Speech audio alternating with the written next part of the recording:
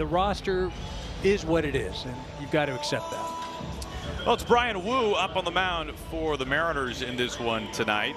Woo has had kind of a mixed season when you look at what he has done on the road versus at home. He's been electric inside T-Mobile Park. His numbers overall in an ERA at about 4.25 this season. He was an all-star a year ago, a true breakout campaign last season for Bryan Woo. Yeah, he had an outstanding season last year. And, you know, this year just hasn't been, as you mentioned, as seamless. You take a look at what he does. It's the four-seam fastball, the sinker, slider, sweeper, change, and he's specific to left-handed hitters and right-handed hitters and what he will use.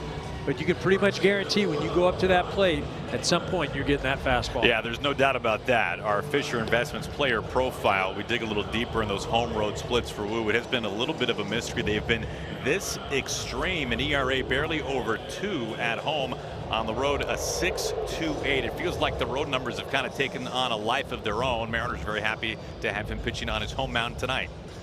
Certainly, and again, can he explain it? He has no reason for it, but it's there. And then you get asked about it. They talk about it. We talk about it. Next thing you know, it becomes more of a reality. Well, Dan Wilson is his manager. Mariners Hall of Famer, second full season as the Mariners skipper. Took over the back half of the 2024 season. And the shadows there of the home first base dugout here inside T-Mobile Park. Not a cloud above. Beautiful blue skies here in Seattle. Bryan Woo all warmed up and ready to go. Luis Arraez, an all-star once again this year, climbs in. Batting a robust .328 on the year. The master of contact, Luis Arraez. Bryan Woo into the motion, his first pitch, and it just misses outside with that fastball you were talking about. And we are underway in game 2. Giants winning last night, a boat race kind of win against the Mariners to open up the second half.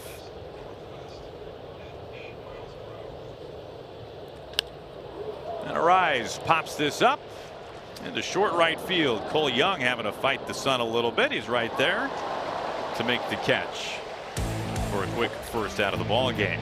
Defensively, it is Cal Raleigh, the Platinum Glove and Gold Glove winner from back in 2024 behind home plate. A little bit of a different look in the outfield for the Mariners. Julio Rodriguez has been activated, but he's DHing tonight. That means Luke Raley is in center field with Dom Canzone, who normally DHs. He's in the field tonight and in right.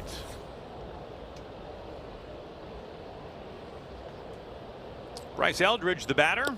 He takes a vicious hack at a 97-mile-an-hour fastball for strike 1. Eldridge, a really impressive homer last night, one of 2 home runs hit by the Giants in game 1. One of the top prospects in baseball coming into this year. Doesn't get cheated again. It's 0-2. Well, you mentioned at the top of the show, the shadows will play a role right now, especially as a hitter when you're trying to detect spin. Woo just going right after him, 2 straight fastballs. Woo, one of the most fastball heavy starting pitchers in the game. Both the 4 and the 2-seamer. He stays with it, and it's still 0-2 on Eldridge. Now the Giants got off to a slow start. It's obviously been an underwhelming, to say the least, first half of the season for the Giants. They have never even been at 500 this year, but if they were to win tonight, it would be their longest winning streak of the season. It would mark 4 straight wins for Tony Vitello and the Giants.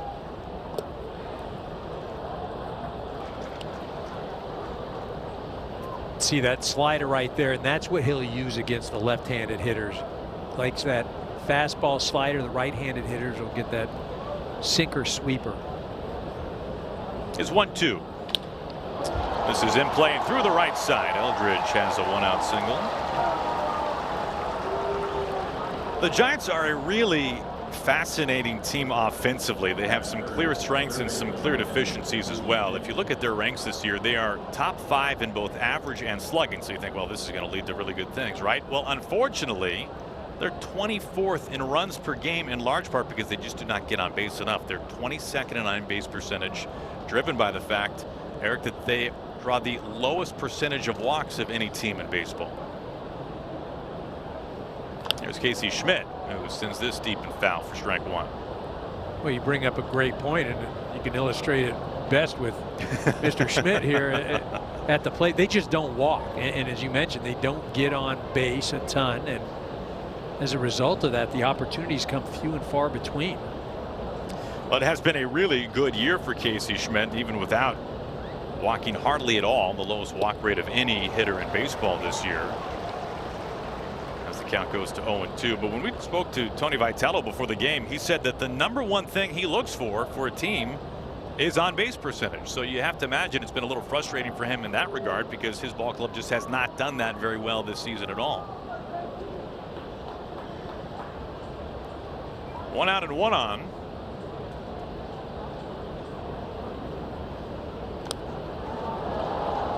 Going after a high fastball well up out of the zone. Well, you know, Aaron, he brought up an interesting point when he was talking about on base percentage and what that represented when you're in that box.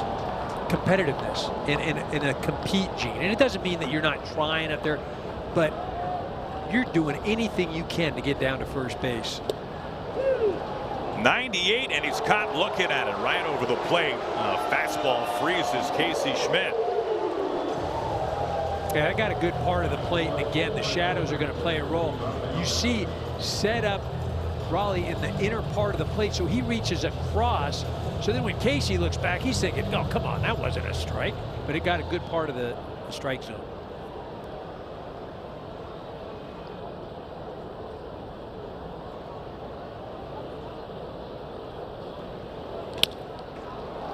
Ground ball flattens out right there to rookie Colt Emerson, who patrols over the bag.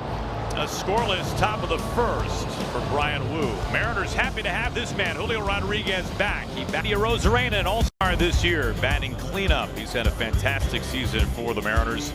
And the M's are hoping for big things in the second half from Cal Raleigh, their catcher, batting 6th. They'll all be facing off against a really premier arm. Logan Webb makes start number 17. Speaking of all-stars, he was selected to the Midsummer Classic this year for the 3rd consecutive season. Yeah, he had an unbelievable June, was pitcher of the month. July, though, has not been kind. 2 starts, ERA over 10 combined. First pitch in play, soft one hopper to Luis Ariz out there at second base. There is out number 1. As Julio Rodriguez walks back inside the batter's box for the first time since the early days of July.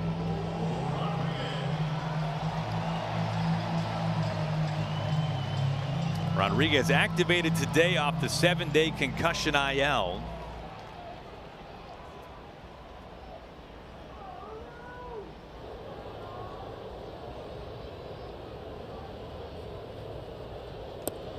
It's been a while since Rodriguez has seen live pitching, Eric. I wonder how much time does somebody need to get back into the swing of things like this? No rehab assignment. Right, and back in yesteryear, right, you go down and you go on a minor league assignment, get your ABs there, but you can do that now. You can get the reps, you can go down in the tunnel, and you know, you sit in those machines in the video where you're actually facing today's pitcher. You can go up, get the same spin rate, the same movement, so you can mimic a lot of what you used to have to do by going down and getting in the minor league games. First game back for Rodriguez since July the 2nd.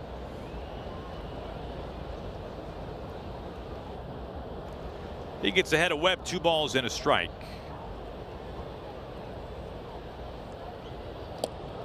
Goes chasing after a pretty vicious sweeper in the other batter's box. Count evens up. And that's what you can't mimic, right? You're not going to go reintroduce yourself to game situations in the cage or hitting off those machines. Full count. And the Mariners certainly happy to have him back. He had an outstanding month of May. A career high 10 home runs, went really quiet in June, but the Mariners are hoping a second half surge awaits Julio like it normally does. Skied into right as Lee fights the sun with his bare hand and kind of ducks for cover as he makes the catch. Logan Webb is up on the mound, the all-star starting pitcher. Man, when you think about Logan Webb, you think about that changeup probably more than anything else. Yeah, the sinker changeup. He likes the sweeper, four-seamer he is throwing more of this year, as well as the cutter. Not throwing the sweeper as often as he did last year, but as you mentioned, Aaron, it's sinker changeup if you're a hitter in that box. Got the pitch comm on his belt. And that backdoor sweeper misses to Dom Canzone. For as much of a struggle as it has been offensively for the Mariners for much of this year, it's been a real breakout kind of season for Canzone. Career high 15 home runs to pace the team, as he just was introduced to a back foot sweeper that time from Logan Webb.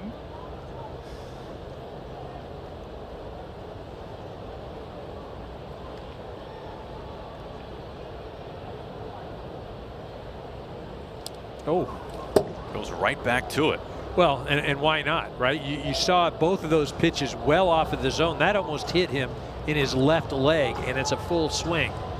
If I'm Webb, I'm doing the same thing. I'm going back there again.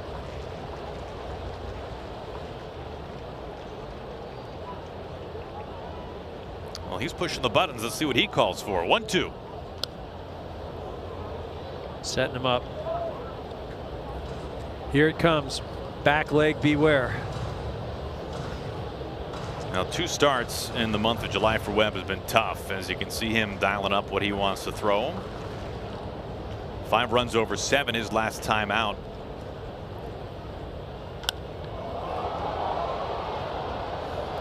Into straightaway center field. And the catch made there by Gilbert. Pretty easy, quick and tidy. 1-2-3. First inning for Logan Webb. Telecast is sponsored by Progressive Insurance, a grand slam for your budget. Perfect night for baseball here in Seattle. Mariners and the Giants in game 2. Elliot Ramos leading things off for San Francisco in the second inning. An all-star a couple of years ago for San Francisco.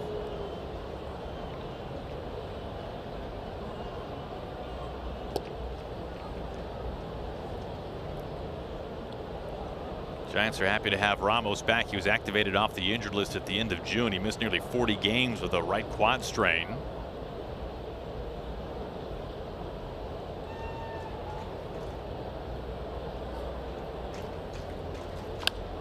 This is on the ground.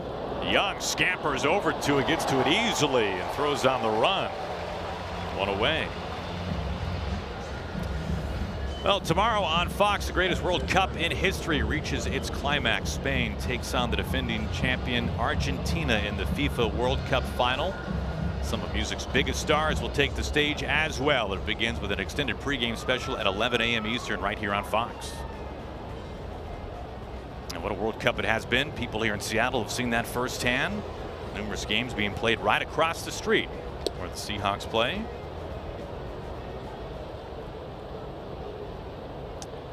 Jung-Hoo Lee batting here. There is Seattle Stadium, as it's been called during this era of FIFA World Cup play.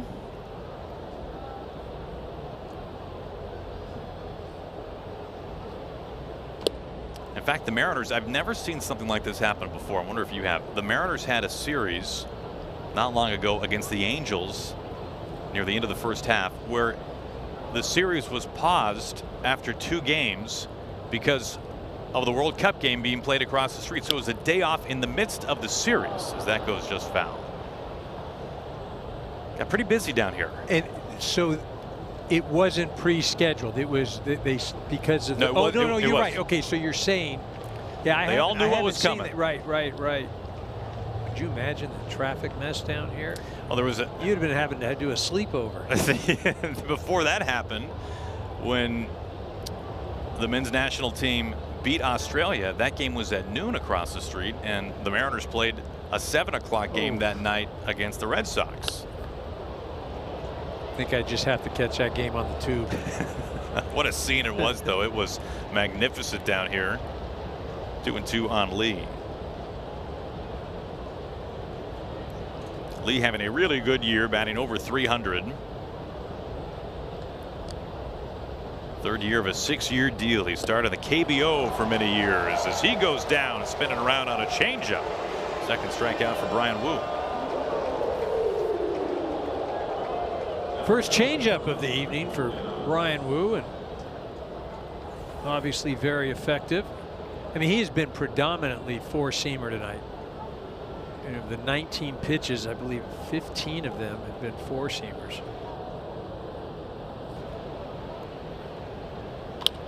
Right through the wickets of Wu. He was able to dodge that one.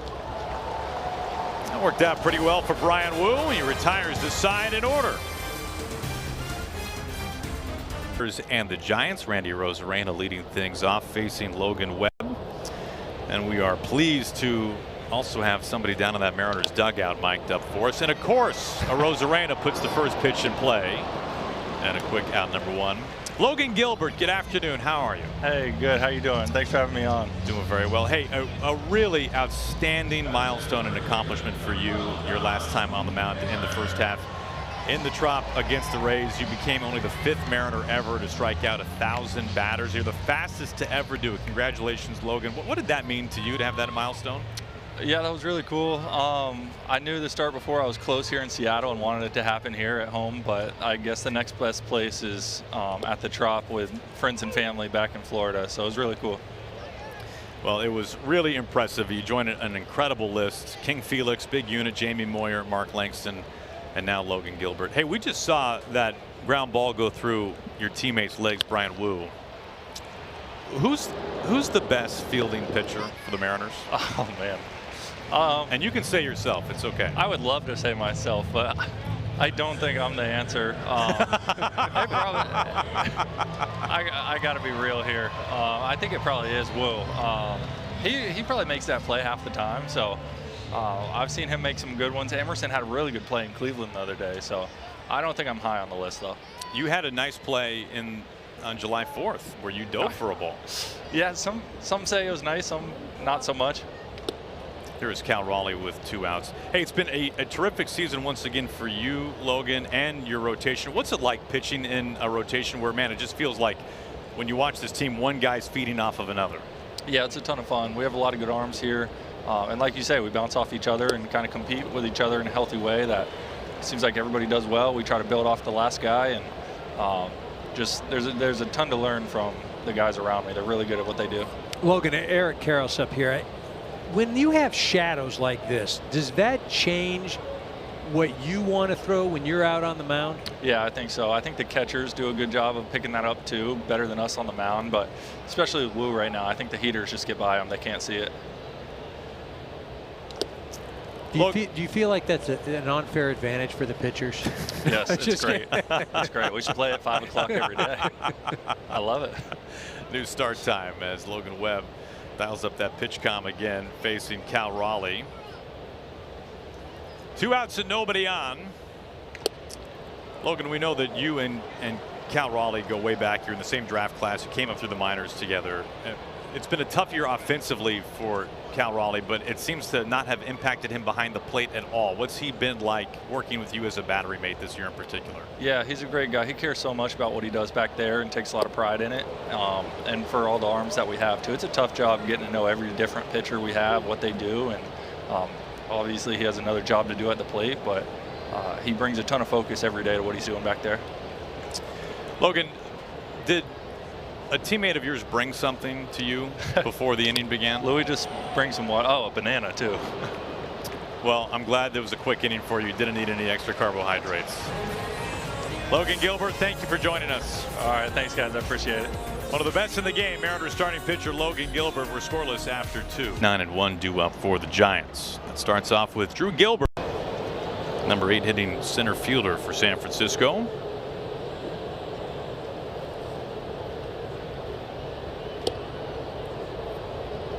Now, Brian Wu, very much a Bay Area guy from Alameda, California. He grew up just on the outskirts of the Oakland Coliseum. Was a Giants fan growing up as a kid. Memories of watching Barry Bonds hit him out to the Cove. This is on the ground. It splits the right side. Gilbert is aboard a seeing eye single to start the Giants' 3rd inning. Gilbert shooting that four-seamer into right field. Brian Wu has thrown that four-seamer over 80% of the time so far this evening. He hasn't thrown one other pitch more than once.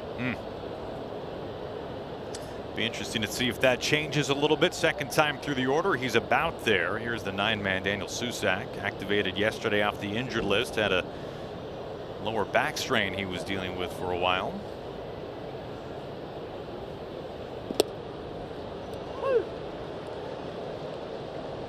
Are they almost out of the woods with the shadows now?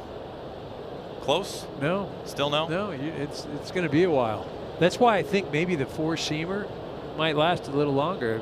You know, we're getting told by Mr. Gilbert that that's the pitch he would throw. Little sinker there. 0-2. Would you think would you have a harder time picking up spin or the velocity with the shadows? Spin. Yeah, that's the thing is if you threw spin, I couldn't detect that. And when he said fastball throwing the four-seamer, I was like, okay, well maybe. But Wu throws the fastball regardless, and that's what he's been relying on tonight, the four-seamer.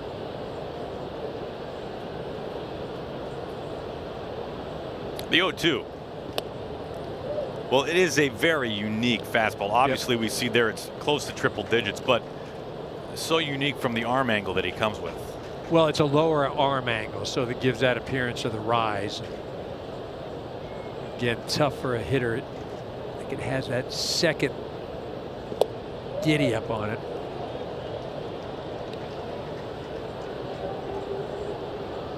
Two and two.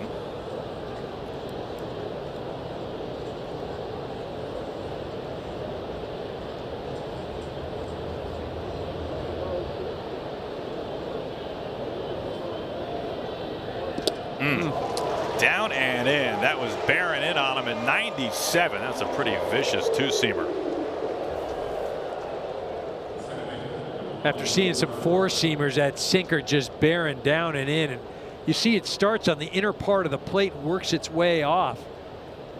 And as a hitter, if you see that sinker and you recognize it soon enough and it starts inside, you just got to take it. Because even if you hit it, it's going to be all handle. 1 out and 1 on top of the order, Luis Arraez. You know, I think when people see that a pitcher has two fastballs, in Wu's case a four-seamer and a two-seamer, the velocity is essentially the same, and it can be easy to think, well, that's just two of the same pitch. But as we just saw there, they move very differently. Well, that's one of the things that's changed in the game, and it's made it much more difficult to hit, is most of these power pitchers now, they throw both. They throw the four-seamer and the sinker, where, you know, 15, 20 years ago, you threw one or the other. And as a hitter trying to cover both of those, nearly impossible.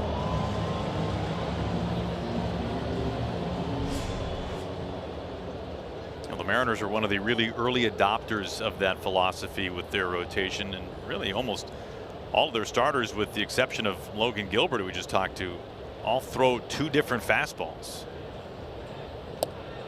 That was down and in, and he almost went around. I think he was trying to get out of the way. He thought that thing was just going to take out that left kneecap, but it was a sinker that came back.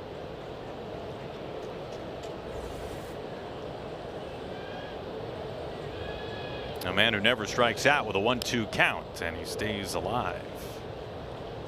I mean, the way he took that last pitch. Hey, so what happened? Why'd you have to go on the IL? Well, I was taking a pitch.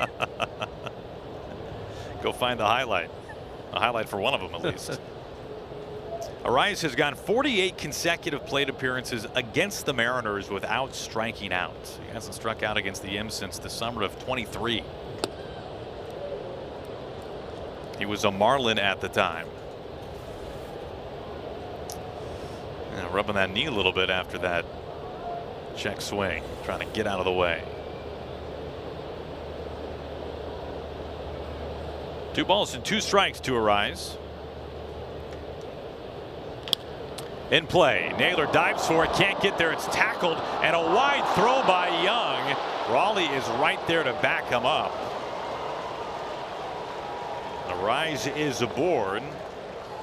Gilbert is into second, so 1 out and 2 on. Mariners cannot turn that ground ball into an out. Yeah, that's all on Young right there. Wu did an unbelievable job of getting over to first base. I mean, he's over there clearly in time, and see, Young, I feel like he just thinks he's got to be quicker than he really needed to be. Wu, I mean, I can't believe how quick he was there. I mean, he as a pitcher, super athletic. Young would like to have that back. Yeah, for Cole Young, it's been a real breakout defensive season for him at second base, but a miscue there. And now you've got traffic on the bases for the Giants for their number 2 hitter, Bryce Eldridge.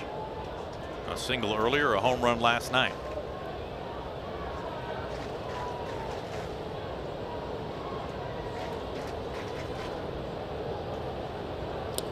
Well, this is where Wu has really had trouble this year as compared to last year.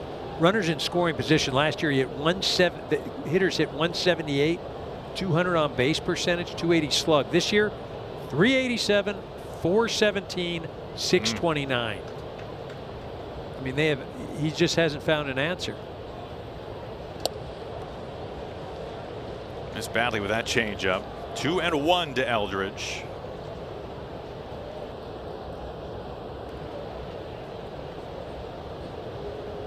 They have ruled that a single, by the way, for Luis Ariz. You got to be kidding me. That's ridiculous.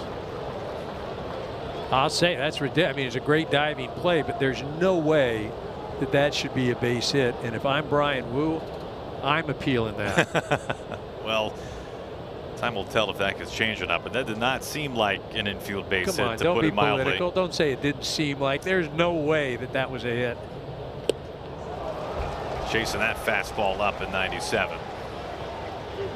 Well, another look at it from another angle. Back to it. This diving play by Young. Fantastic work getting there, but then just whoop. I mean, what is a guy? If you're 30 feet away, then it's a hit. You're the runner. It's going to be a bang bang play at first.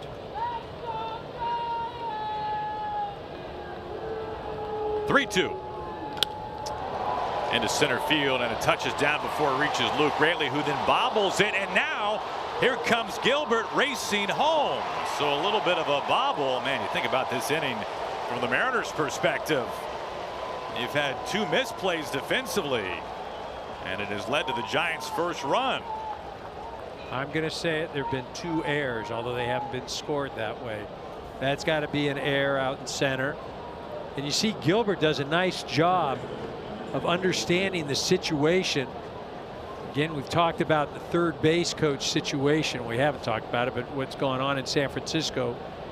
They've replaced the original third base coach. And all good here. And back to a hit with runner in scoring position. Brian Wu. Well, that goes down as a base hit and an error by Raley. So no RBI on the play. And now pitching coach Pete Woodworth coming out. Maybe a chance to calm down Brian Wu a little bit. He has been let down by those behind him here.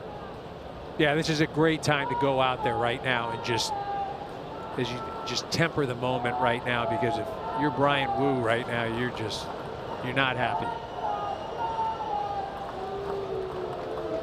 Now Wu a little fiery right there. And that was not a good sequence for the Mariners. And the Giants the beneficiaries. And now you've got Casey Schmidt coming to the plate. Schmidt's had a career year in many ways. 19 home runs, a career high. Same with those 50 runs batted in.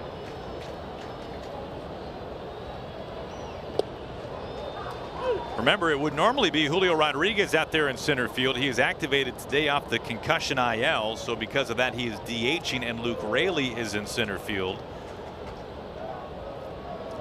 A position he has played but does not play there regularly. Well, that was really odd. Fouls that off himself. Back to the mound.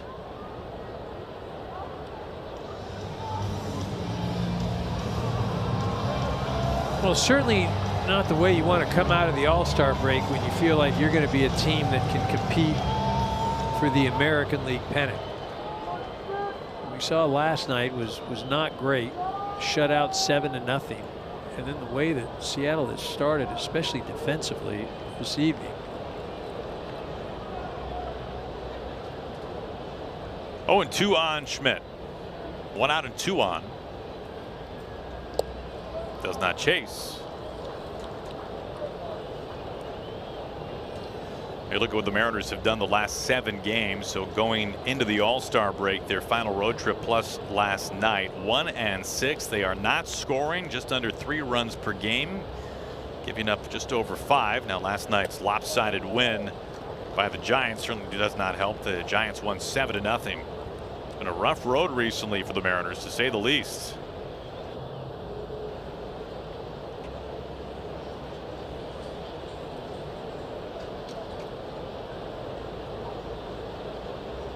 Schmidt, dangerous hitter at the plate. 2 balls and 2 strikes.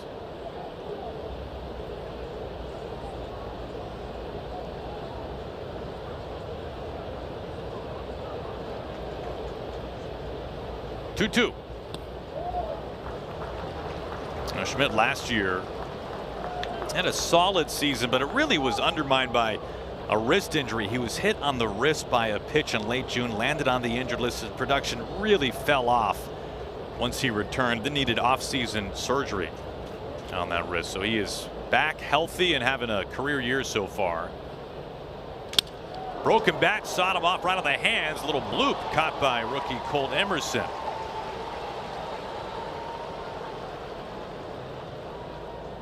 Two outs.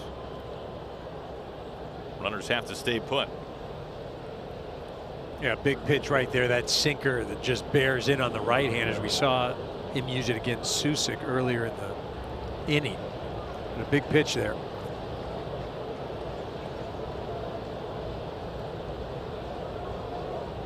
Rafael Devers, the batter. He had a 16-game on-base streak snapped last night in Game 1. Looks at a strike.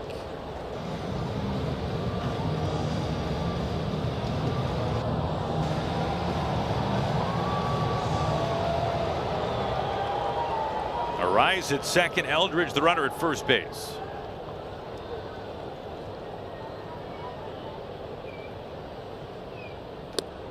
Devers takes high. Today's team leaders are sponsored by USAA. After a slow start, it has been a really hot stretch. OPS leaders in baseball since roughly mid-June. Devers over 1,000. Some guy named Karros is on the list as well. Pretty good run for Kyle Karros also. Devers, one of the great doubles hitters in the game right now. 25 of them, among the most in baseball.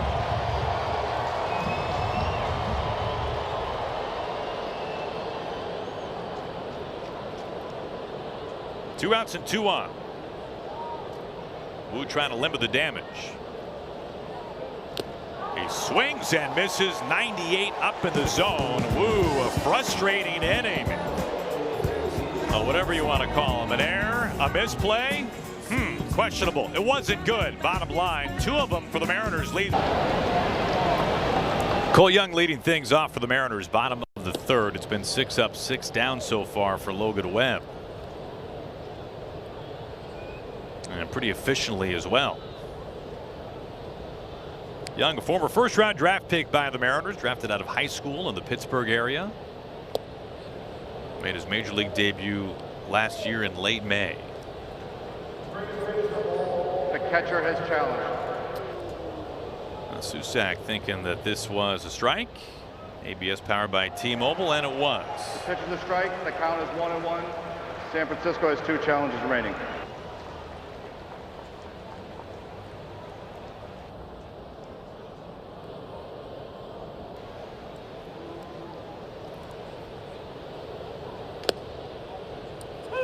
A strike to Young.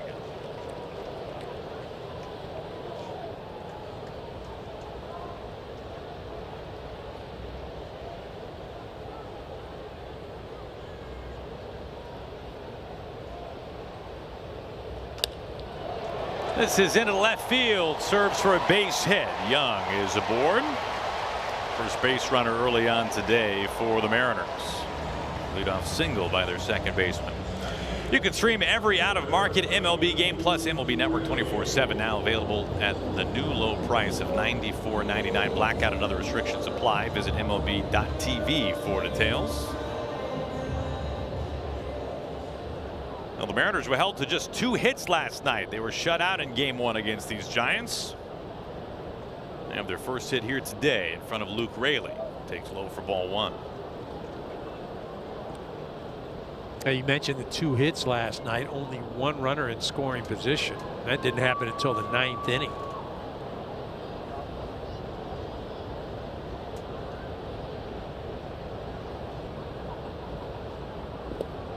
Well, right now the Mariners are struggling with 2 key components of scoring runs. They're not hitting for power, they're certainly not homering, and they're also not hitting well situationally with runners in scoring position. And it's tough to be a good offense if you're not doing either one of those things. The Mariners historically have been one of the better home run hitting teams. In fact, if you look at the Mariners this year, when the month of May came to an end, no team had hit more home runs in their home ballpark than the Mariners had right here at T-Mobile Park. I think it would surprise a lot of people, the ballpark that is obviously thought of as one of the toughest to hit. But they were hitting them out. But the home run ball has dried up since the end of May for the Mariners, and their offensive production has gone right along with it.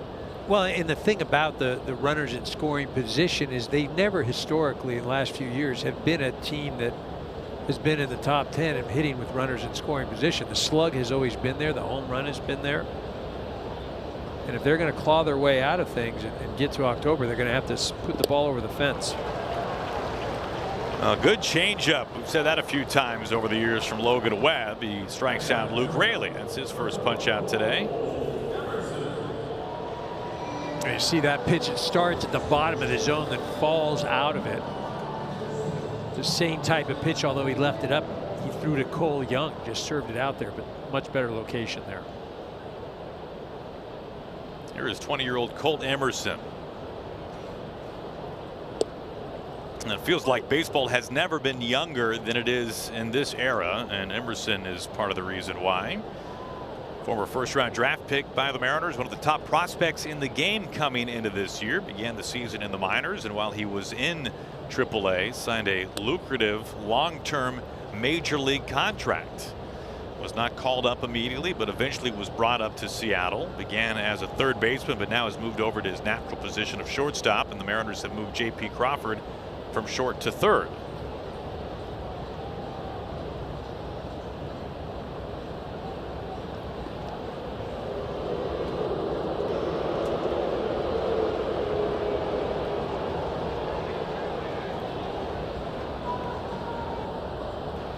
One out, one on. Young at first base.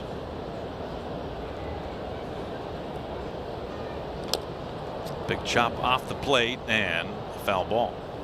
So the Mariners have a supremely young double play duo up the middle in Colt Emerson and Cole Young. Both first rounders, both taken out of high school. Young debuted last year. This is his first full major league season. Well, I think the philosophy with a lot of ball clubs, get your young players up and have them play now, because the difference between AAA and the big leagues is so great that you have to develop up here at this level. Strike 3 call. Back-to-back strikeouts from Logan Webb. Doing it different ways. Raley did it with the change, and here he goes with that sweeper. And that's a pitch that Webb has leaned on the most this evening, is that sweeper. So back-to-back punch-outs after that leadoff single from Cole Young.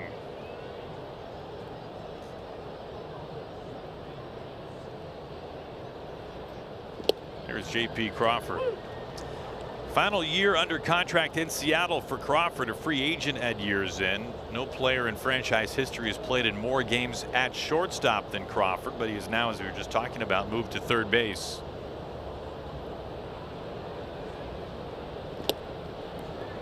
One ball and a one strike his way.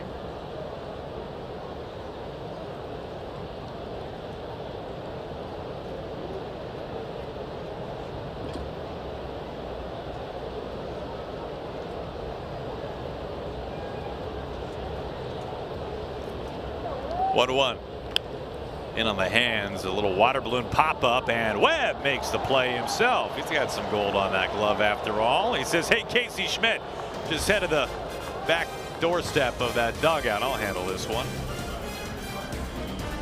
The fourth inning. Ramos leads it off for the Giants.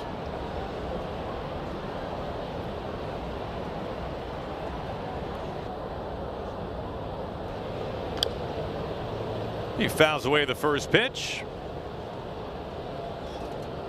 Now the home road splits, as we've talked about for Wu this year, are pretty staggering. He has been truly elite here at home.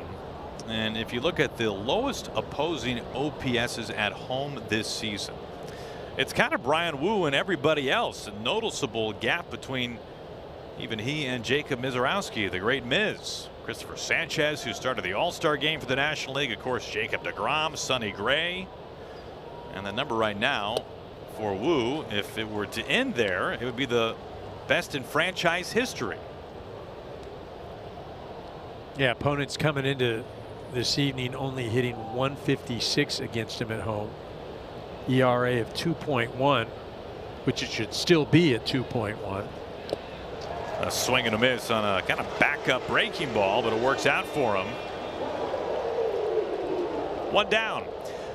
It's the biggest race party of the summer. Alex Palou and the stars of IndyCar bring the noise to Nashville for the Borchetta Bourbon Music City Grand Prix tomorrow, 5:30 p.m. Eastern, following the FIFA World Cup final right here on Fox. 4 strikeouts for Wu. Now facing Lee. He puts it in play over to Cole Young. Easy toss. Quickly 2 outs. You know, think about that OPS number for Wu is that he would be breaking his own record. In 2024, he set the new record for the lowest OPS for any Mariners pitcher in their home ballpark, and that was at essentially 500, and he's barely at 400 right now. I mean, it's been outlier good what Wu has done at home this year in terms of the on base plus the slugging.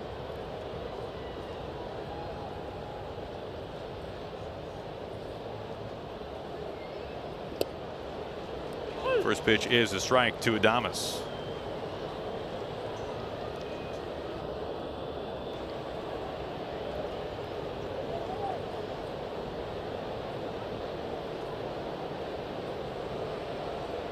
Two outs and nobody on. Well, the Mariners are happy the bases are empty this time around with Willy Adames batting. Last night, bags packed late, and Adames put this game out of reach. A grand slam. Adames has been one of the best home run hitting shortstops since 2022. In fact, he's got more than anyone else at his position. Giants have hit more grand slams than any team in baseball this year. In fact, their next slam would match a single season franchise record. This is lobbed into short left field and flagged down by Colt Emerson. A 1-2-3-4 for Brian Wu.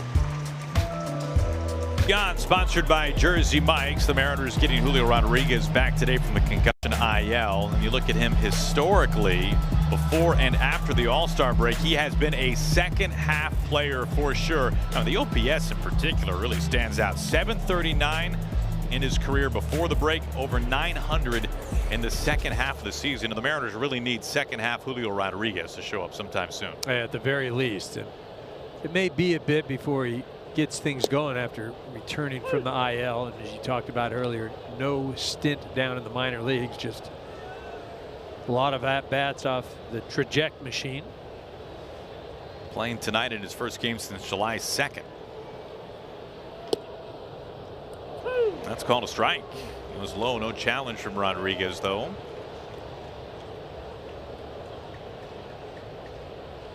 Webb ahead 0-2. He's been cruising so far today. Just one base runner through the first 3 innings.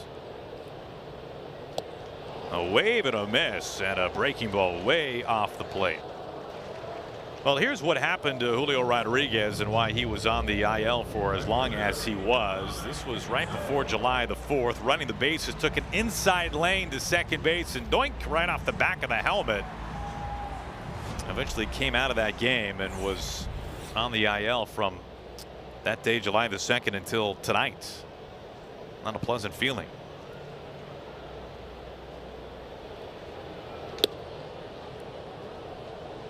A challenge coming here from Susac. Previous pitch is a ball. The catcher is challenged.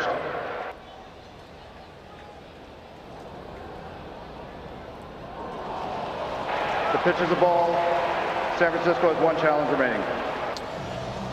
1 left in the tank for Tony Vitello's Giants.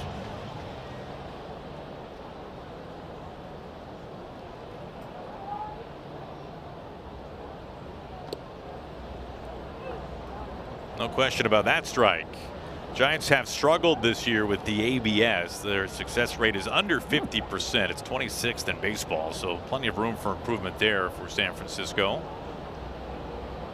Whether Susac was right or wrong, though, the situation didn't call for a challenge. It's not a high leverage situation, and it's very simple. Very, very simple. Does that pitch impact the run expectancy? That's for the rest of that inning. That's how you decide whether or not you challenge. And it has nothing to do with it. It's the beginning of the count. A breaking ball freezes Canzone. Back-to-back strikeouts for Webb, and the sweeper has been the pitch of choice for the last 3 punch-outs for the veteran.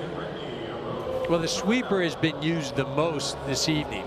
He's gone to that about 40% of the time, but he's been sweeper changeup heavy.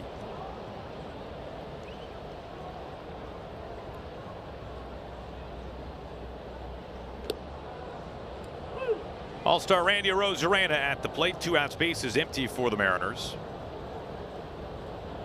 3rd-time All-Star, back-to-back seasons.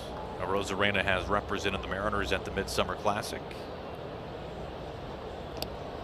He has been by far the most consistent hitter this year for Seattle. Well, this is a rocking chair territory for Logan Webb. He has faced 1 over the minimum, just a Cole Young single to begin the 3rd. That's been it. And for a lineup that has looked lifeless quite a bit recently, going into the All-Star break last night when they were shut out on just 2 hits, it's been kind of more the same tonight for the Mariners against a really good starting pitcher in Logan Webb. A big chase there. Well, with Webb, if you don't get him in the first 2 innings, it's going to be real difficult. First 2 innings, he's given up 22 earned runs this year. ERA of 6.19, and that's the worst of any National League qualifier. After that, 7th. Only an ERA of 2.77. Well, he is cruising right now, humming along here in Seattle. He strikes out the side in order, punching tickets left and right the last couple of innings. Logan Webb looking every bit of a 3-time All-Star.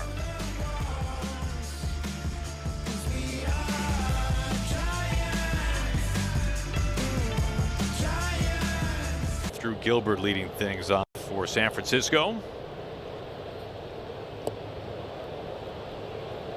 All right, so the entire infield is covered in shade. We still have plenty of sun in the outfield, but even though the infield is shaded right now, this is still a tough hitting environment. 100%, because anytime you're looking beyond the pitcher, right? And you see beyond that, and the light and the shadow. I mean, it's not good until you get the shadows all the way behind the pitcher, and even then it's not ideal.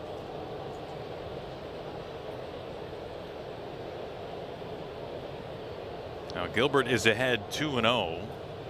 He singled and scored the lone run of the game so far. A strike up top, 2-1. I mean, what do we have? We have 5 hits so far this evening, and one of those, I'm going to say it again, it should not have been a hit. I'm going to ride that till that thing gets changed in respect to Brian Wu. It was a diving stop by Cole Young. Do you think that factored into the decision, the fact that Young had to leave his feet for it? The fact that he got up standing on 2 feet, the runner was at least 20 feet away from first base. That's where the error was made. I have no idea what that scorekeeper thought. None.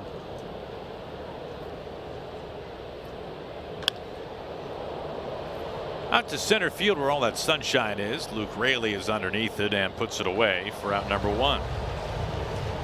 A Play Ball is baseball's global youth initiative to highlight the fun and accessible ways to play our great game. To learn more, including how to find a league near you, you can scan the QR code or go to playball.org and follow @playball on X, Facebook, and Instagram.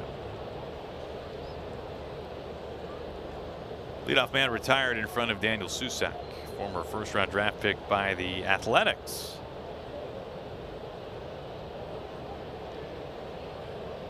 Some old Pac-12 roots with Arizona.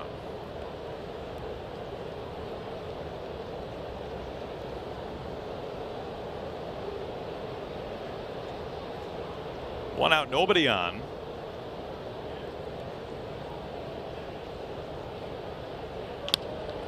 That got on J.P. Crawford pretty quickly, but he went down and made the catch. 2 outs. He was in the right spot.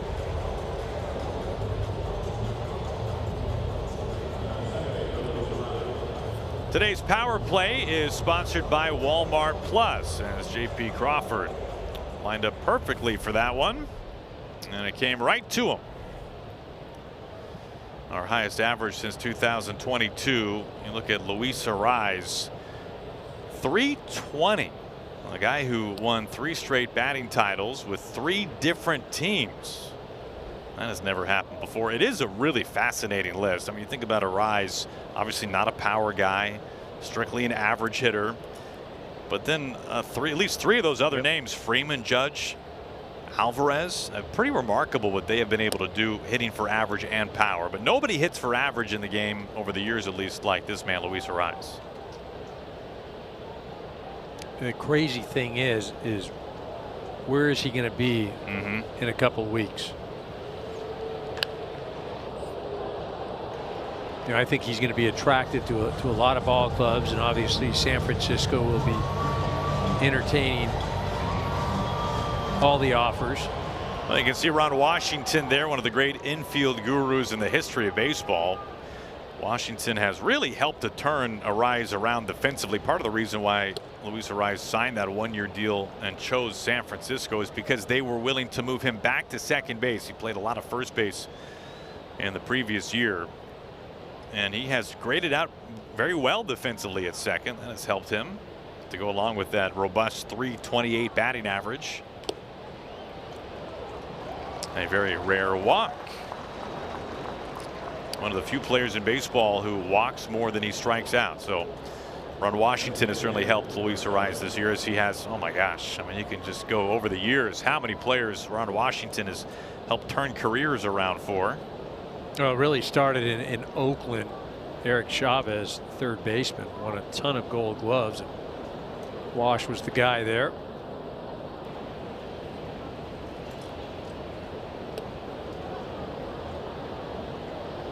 Ball 1 to Eldridge after the walk to Arraez. 2-out walk, no less. And we talked about Eldridge at the top of the show, and he is not disappointed.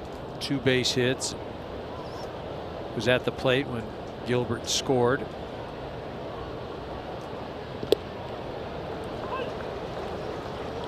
Eldridge was a two-way player in high school.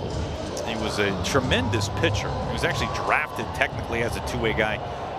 He never really played the field in high school, which is hard to believe, but he just pitched and DH'd. Of course, he absolutely mashed high school pitching, and he never pitched even an inning professionally once drafted in the first round by San Francisco. But he is learning. He's having to learn to play the field. He's basically starting from scratch. He's DHing quite a bit as a result. Also a logjam defensively for the Giants.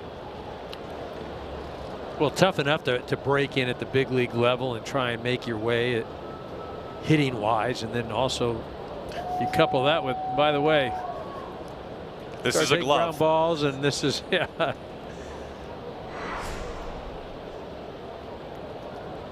He actually began the year in the minors. He came up in early May, and part of the reason was they just simply wanted to get him more reps defensively. He had some things to iron out at the plate as well, but he draws a walk here. You don't see this too often from Brian Wu, a guy who does not walk many at all. One of the lowest walk rates in baseball. And here comes pitching coach Pete Woodworth, because now you've got back-to-back 2-out walks with number 3 hitter Casey Schmidt and his 19 home runs coming up. Well, If you walk Schmidt, then you know you got issues, because that would be 3 in a row, and Schmidt does not walk. But again, this is just another time to go out and just break up the momentum here and let Wu just kind of gather himself. You mentioned he's walked per 9 innings coming into tonight, 3rd best in the American League. Well, he has the most starts dating back to last year, going at least 6 innings, walking 2 batters or fewer. He throws a ton of strikes, one of the highest first pitch strike rates in baseball in that time frame as well. And of course, one of those leads to the other, and a ton of strikes and not many walks. So 2 outs and 2 on Casey Schmidt, 0 for 2.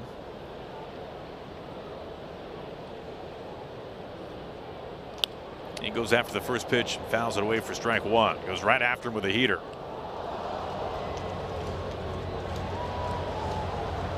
Arise at second base. Eldridge the runner at first.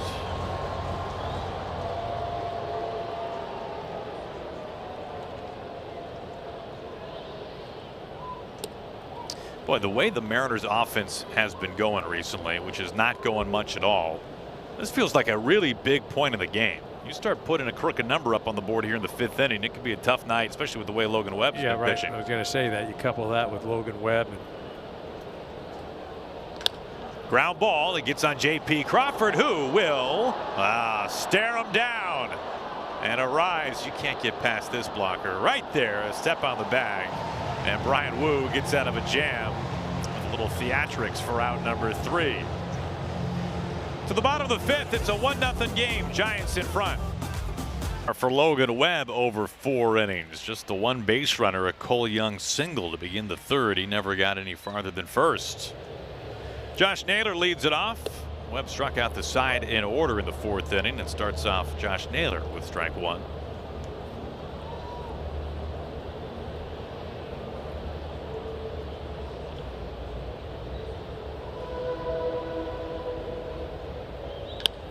This is on the ground over to first base. Devers has it himself, patrols for the bag. 2 pitches and 1 away. Our player resume sponsored by Indeed. You look at the outs so far through 4 innings for Logan Webb, a lot of north-south. yeah, it really has been, and he's done it with just about everything. That sweeper, the change, the cutter.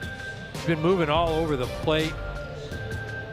You look at tonight, only 1 hard hit ball so far for Seattle.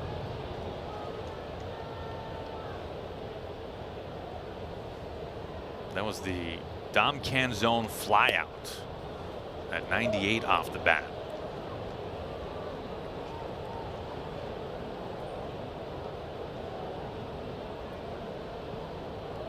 Leadoff man sat down in front of Cal Raleigh.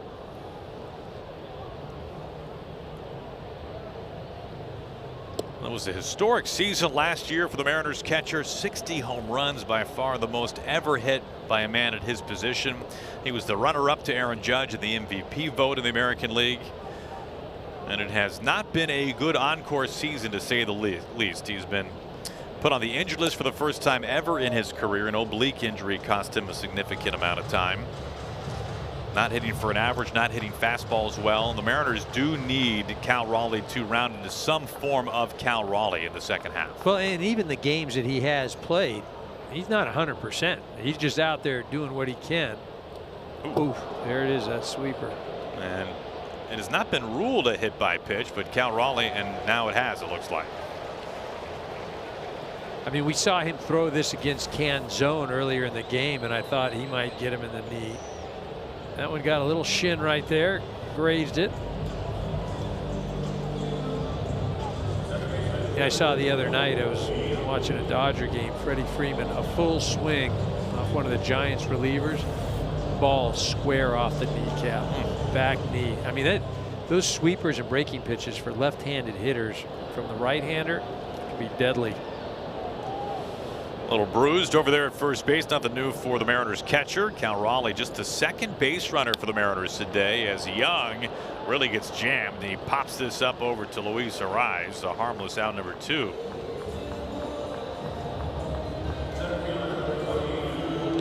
Here comes Luke Raley. One of the things that's made Webb so effective this evening is he just hasn't relied on one pitch. I mean, there are 4 pitches right now that he's throwing at least 15% of the time. And as a hitter, to try to cover all of those, and he's very confident with those.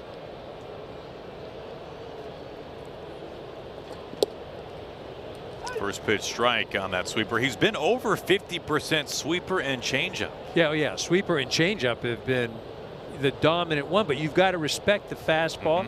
You've got to respect the sinker, the cutter, because he's striking people out with those other pitches as well. I mean, he's feeling it tonight for sure.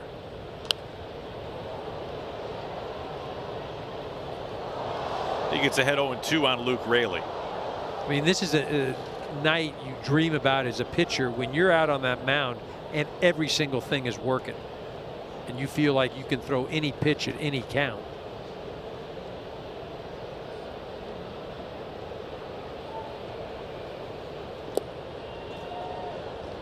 Change up in the dirt. Raley does not chase. 1-2. I mean, right now you can't even create an offensive approach. If you're Seattle, again, a team offensive approach to attack Webb right now.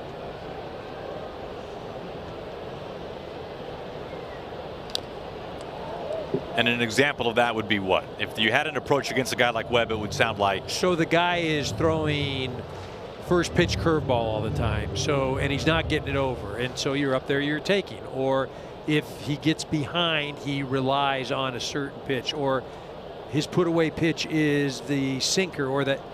There is no rhyme or reason right now. And there is no tendency. No predictability. No predictability. I mean, right now as a hitter, you get in that box and you're literally just competing. You're, how am I going to get down to first?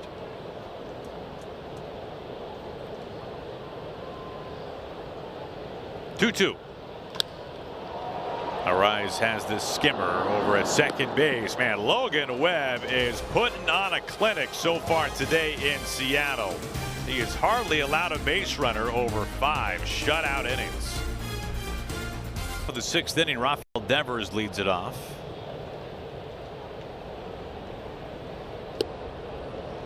It was in this very ballpark where a very young Rafael Devers made his major league debut. That was back in the summer of 2017. He was just 20 years old when he debuted for the Red Sox. It was against the Mariners on the road. A big trade last year between Boston and San Francisco, sending Devers in that big contract to the Bay Area. Now in his first full season with the Giants. You know, a lot of talk around baseball.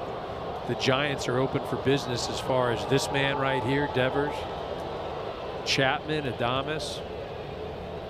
I got some big contracts.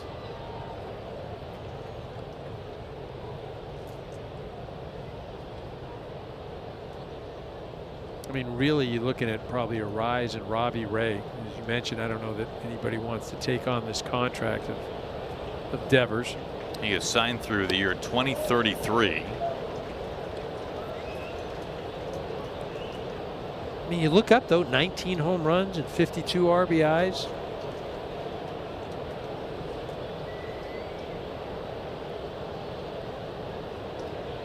Two-two.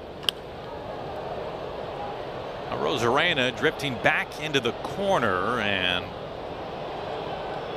this ball is foul.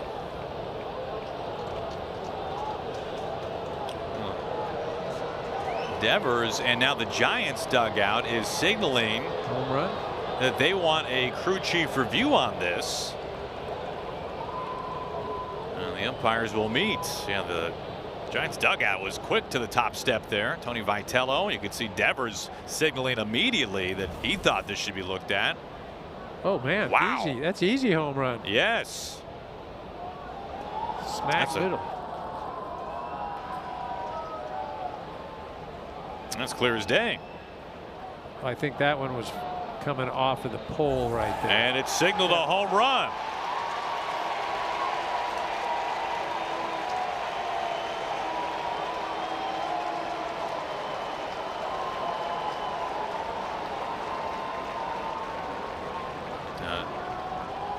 Dan Wilson had his arm out as to whether or not the Mariners would want to challenge that, but the umpires got together, and after further conversation, this is ruled correctly. It's a home run. It just got in there fair. You get a good look at it right there as well. You take a look right now, it hits off of the pole. There, or maybe not even out the pole. Can't miss it that bad, can you? That's home run number 20. You were just talking about the home run total for Devers. So 20 home runs for Rafael Devers since 2018. His 8 seasons of 20 homers are tied for the most in baseball. Remember, Brian Wu is winless this year when he allows a home run.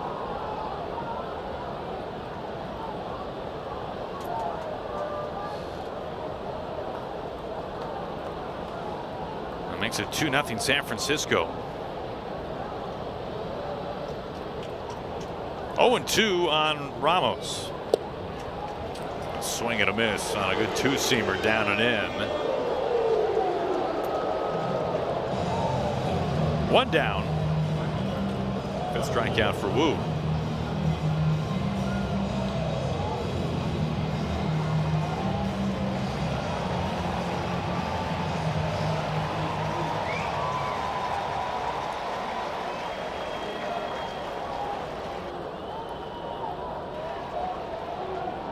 One out, bases empty, and a run in for Jung-Hoo Lee.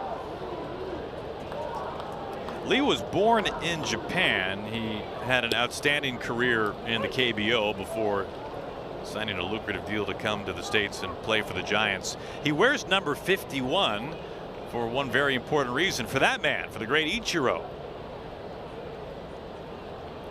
His father, who had a historic career in the KBO, told Lee that if he were to play baseball, he had to bat left-handed.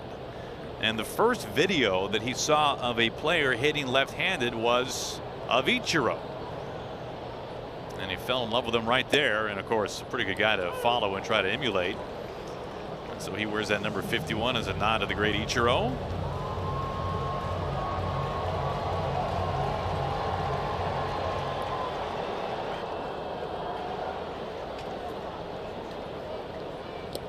A wave and a miss. 2 outs, back-to-back strikeouts for Brian Wu.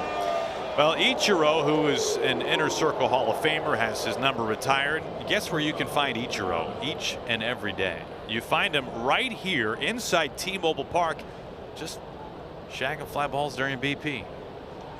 God bless him that he looks like that, can move around. Man. You know, there are very few people in this world who can be anywhere at any time doing anything they want. Ichiro is one of those people, and this is where he chooses to be. Well, he's smart, right? He's not coaching, not managing, just taking some ground balls, talking, doing some appearances. I mean, well, this is the 50th season of the Seattle Mariners, and this summer they will be honoring the 50 greatest players in franchise history. Obviously, Ichiro will be a part of that. But after one of the games in August, when they celebrate 50 seasons, they will have an alumni home run derby.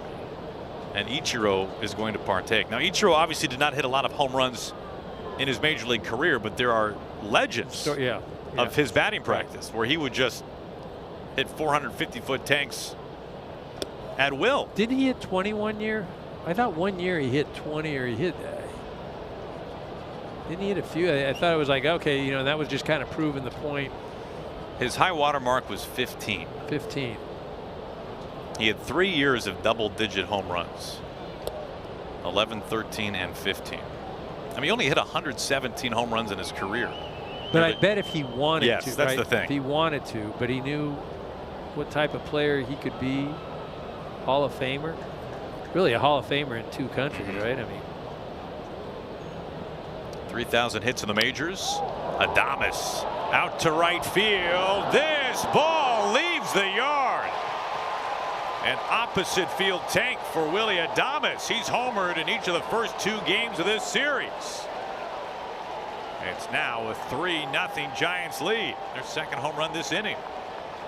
This one a little more clear cut.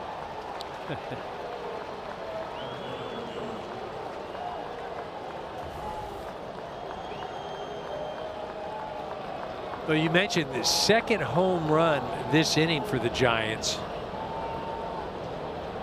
Adames now with 17 home runs, but second home run allowed by Bryan Woo this inning. He has allowed 2 all year at home. Now 4. Wow.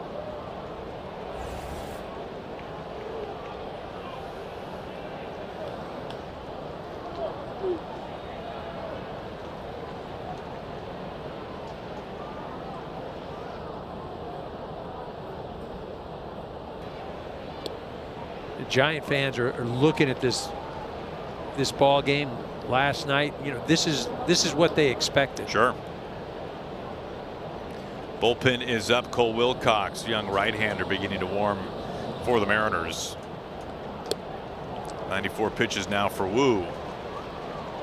He certainly would love to finish 6 innings. It's one of those things where this has not been a bad start by any means for Bryan Woo, but the way the Mariners offense has struggled recently, 3 runs seems like a lot. They need 4, obviously, if the Mariners can hold the line here. So Willy Adames and Devers both homering this inning. A run back in the 3rd for the Giants. Drew Gilbert at the plate. The 1-2. Shove foul.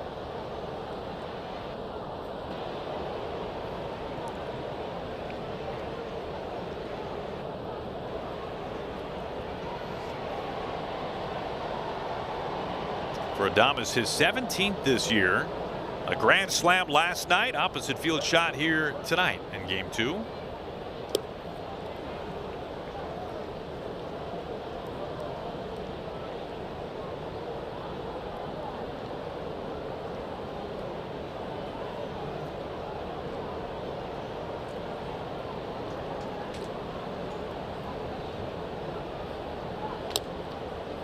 This is chopped over to J.P. Crawford. It's underneath his glove. Emerson scoops, and his throw is not in time. And Drew Gilbert is able to leg it out. An infield base hit.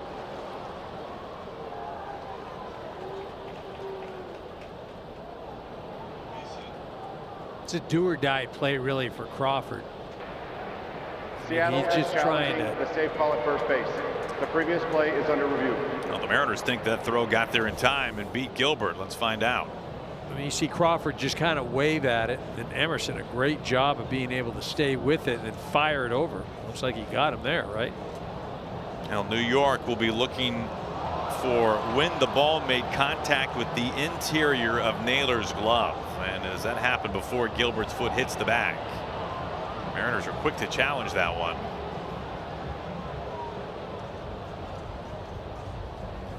Looks like his foot is hovering over the bag. This looks pretty clear cut from that angle. The ruling on the field is that the runner is out. It is overturned. Seattle retains its challenge. A strong throw, backing up there. Colt Emerson. A couple of home runs for the Giants. One that wasn't so clear cut. Devers just gets it inside the foul pole. Meanwhile, Adames the opposite way, and the Giants lead it 3-0.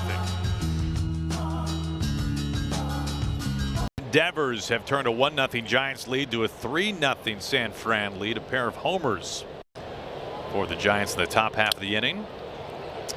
Emerson broke his bat on a soft pop-up over to first base. Today's Blue Moon game summary. Logan Webb. You can make it now 5 1/3 shutout innings. Ooh, a quality start, but on the downside right now. Devers and Adames both homering in the 6th inning. And the Mariners offense has just laid an egg so far coming out of the All-Star break in this series. 3 hits, all singles. They are yet to score a single run. Tonight, game 2 of this 3-game weekend set. Mariners were shut out last night, 7-0. How about combine the 2 games? 0 for 3 with runners in scoring position. Only 3 opportunities. Top of the order, J.P. Crawford. You know, sometimes it gets asked, what is more frustrating? Not having any of those scoring opportunities with runners in scoring position, a la the Mariners in this series so far, or having an abundance of opportunities and never cashing in. I'm taking the abundance all day long because I feel like I'm just a hit away. You know, these things where you're just constantly getting the bat shoved, it's I mean, you don't have anything to go back and feel good about. And right now, with again the way that this ball club has struggled this year, to come out of the break, you felt like that would be more than anything a mental reset. Sure. And it's arguably gotten worse. I mean, it's a small sample, but we're running up on 15 complete innings where we've had 3 at-bats, if we're Seattle, 3 at-bats with runners in scoring position.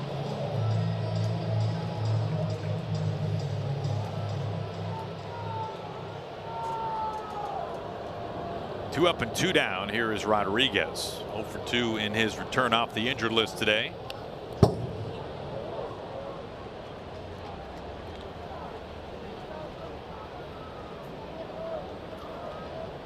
Well, nothing so far tonight for the Mariners in play has really been threatening at all.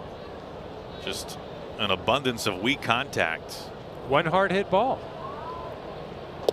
And that was a fly out. 0 and 2.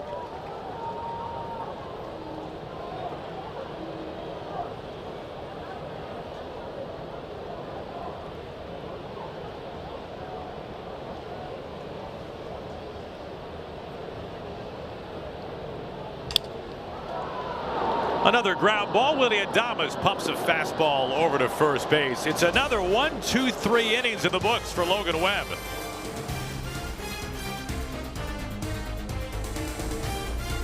Available now on PlayStation 5, Xbox Series XS, and Nintendo Switch. Rated E for everyone. Now the Mariners go to one of their leveraged lefties. They're trying to keep this close. Gabe Spires got the 7th. An equal opportunity with a 4-seamer, sinker, slider, all in the 30%, 40% range.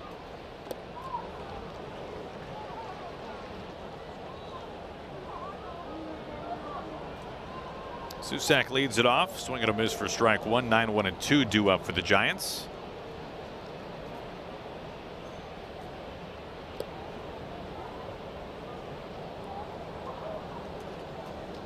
I mean, if you just dropped in from the moon and you're watching this ball game, you're thinking that the Giants are the team that's shooting for the playoffs, and Seattle must just really be struggling. And that's just the way things have looked this evening. That's just foul. Again, it's, you know, Seattle just has to weather this storm. And, you know, if you're a Seattle fan, you've been saying, man, we've been weathering it all year. But again, 2 games back in the loss column coming into this evening for the division. And still, if you look at the odds on FanGraphs, 47% chance to win the division. And swing and a miss on a good breaking ball from Gabe Spire.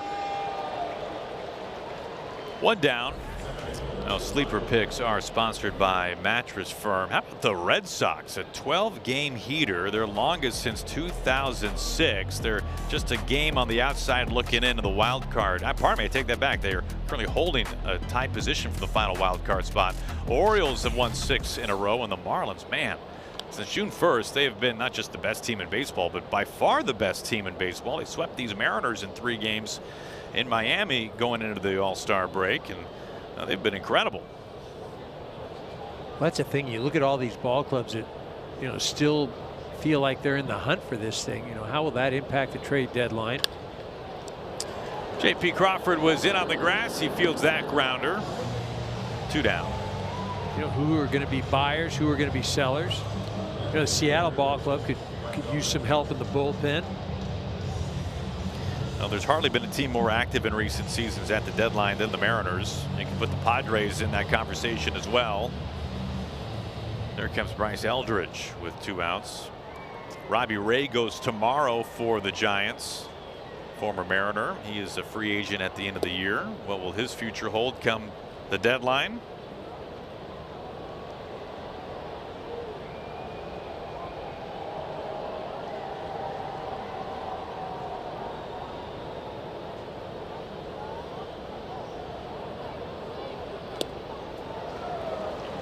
One and 1 on Eldridge.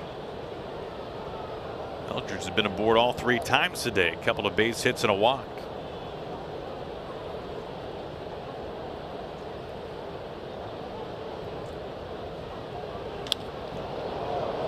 Skies this out to Luke Raley in center field.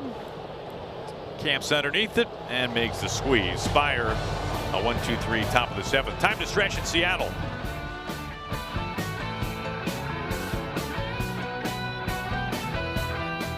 In front of the Mariners by a score of 3-0. Dom Canzone leads it off for Seattle. Logan Webb has been nearly untouchable so far today.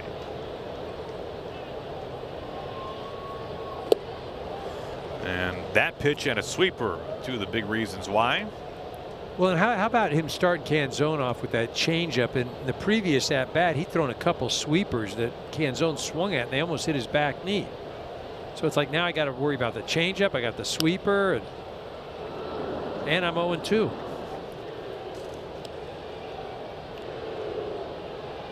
Now he remains over 50% sweeper changeup today, Logan Webb. He gets ahead 0-2. Man, he has been in front of the count, it feels like, nearly every batter.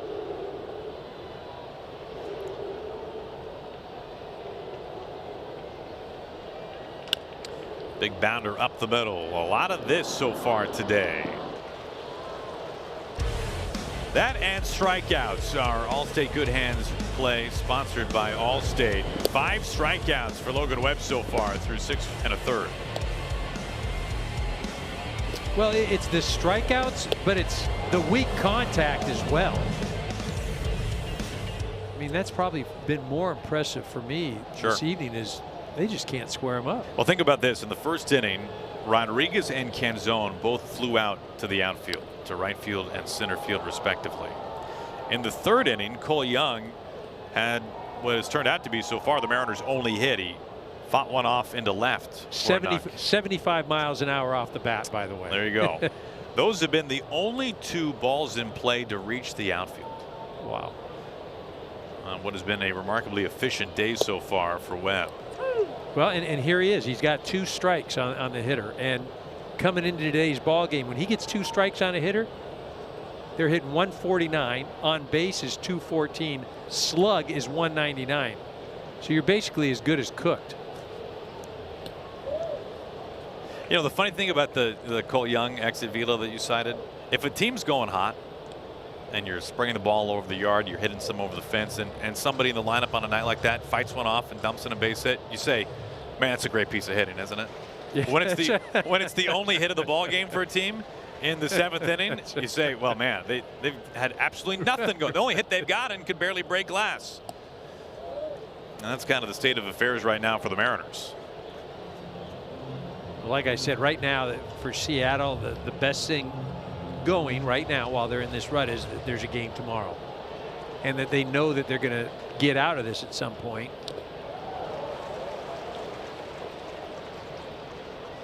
And Rosarena stays alive.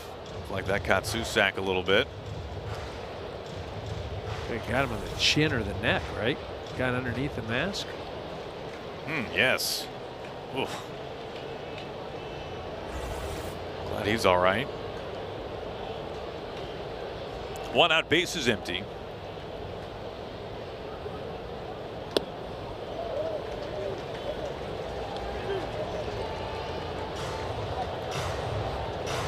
A very rare 3-ball count from Webb.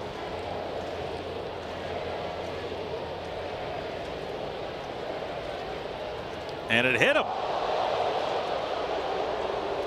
Now Rosarena, who's been hit more than any other batter in the last few seasons, gets drilled here in a 1-out base runner. He tries to throw a changeup here, and it just gets away. It runs in and in, gets Randy right in the thigh. Yeah, but one of the things, again, it's, you know, as lopsided as this game looks, or has looked, Naylor gets a hold of run right here, and it's 3-2. I was thinking the same thing. It's, and not so much how it looks, but how it feels. Right. I mean, you're a bloop and a blast, or a hit by pitch and a blast if you're the Mariners, away from making it a 1-run game. Well, the Mariners have had just 1 hit and only 3 base runners. The last 2 base runners have both been hit by Logan Webb.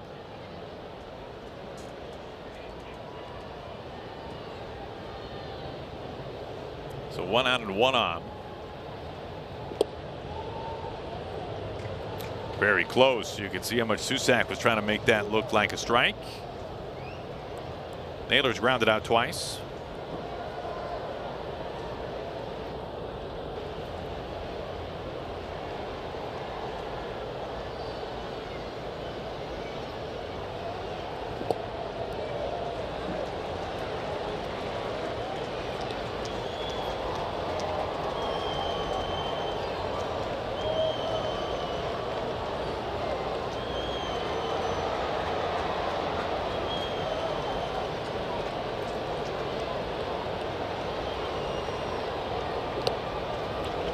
Three and 0, so back-to-back 3-ball counts from Logan Webb.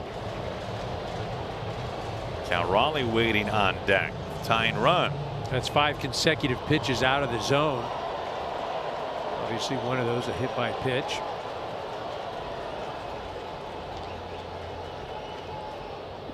Way outside, an easy take and a 4-pitch walk, and now all of a sudden, the man who hit 60 big ones last year is coming to the plate representing the tying run and visit out to the mound.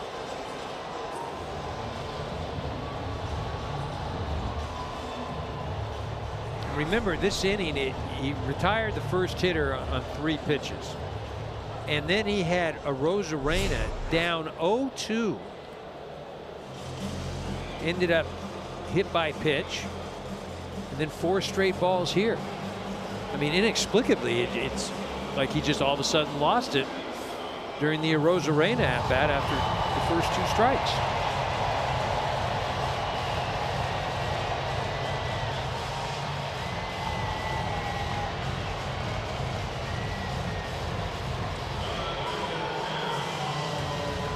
And has been a mighty struggle all season long for the Mariners with runners in scoring position, and in particular in the month of July. Can they find that timely hit that they have been longing for? Strike 1. Cal Raleigh batting with a Rosarena at second, Naylor at first. 1 away. How about here, the 7th inning, and this is the first at bat that the Mariners had this evening with a runner in scoring position. Compared to last night, it's early, right? Last night it wasn't until the 9th. 0-1. That was not a good looking swing. What happened there? And Cal Raleigh is slow to get up. Yeah, he hit that ball off his foot.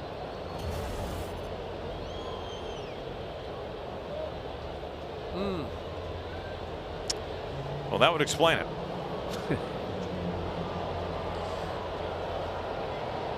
Just crumples down inside the box, going for a low pitch. Raleigh nods his head, says he's okay.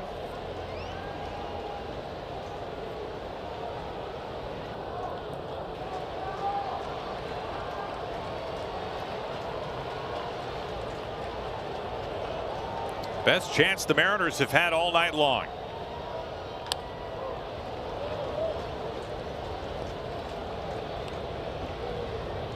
Well, he has expanded again down low. Quality start tonight for Brian Wu. 3 runs over 6. Just a spectator at this point.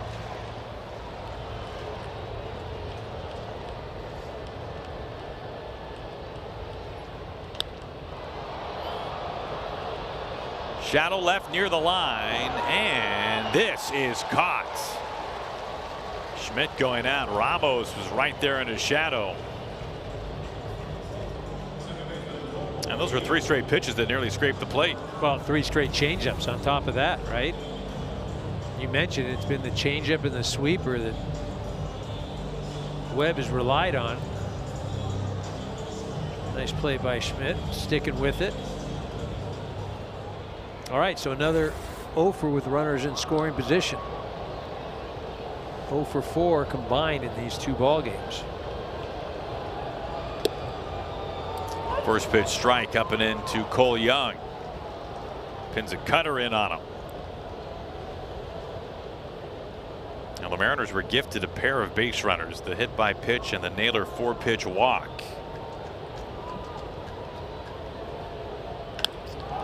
Fly ball drilled deep right field, and it is gone.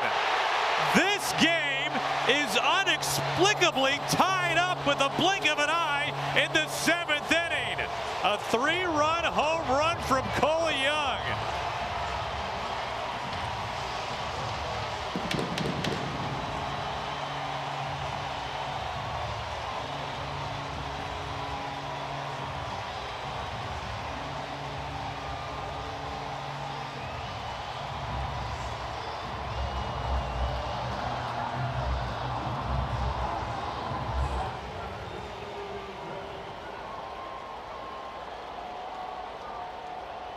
Here is Luke Raley. A team that looked lost in the wilderness for the first 6 innings. In fact, the first game and a half of this series. And now all of a sudden, the Mariners, well, get that part figured out. Right. That's a 3 spot. The Mariners have found a way to tie this thing up. Well, the first hit with runners in scoring position this series for the Mariners. 2 hits tonight for the Mariners, both by Cole Young.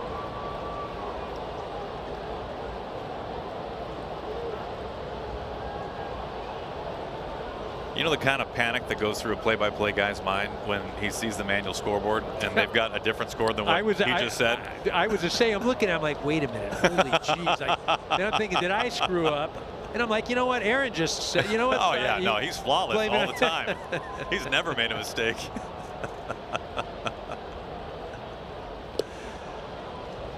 2 balls and 2 strikes.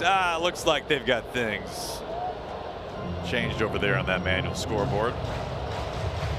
Tied at 3, brand new ball game.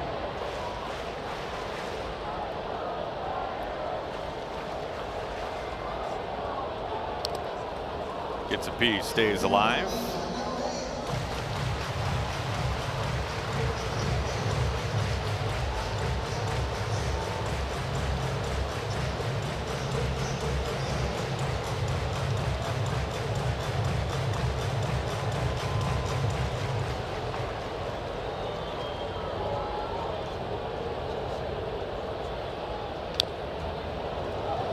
Still 2-2. So a hit by pitch, a 4-pitch walk, and a 3-run homer. And the Mariners are right back in it.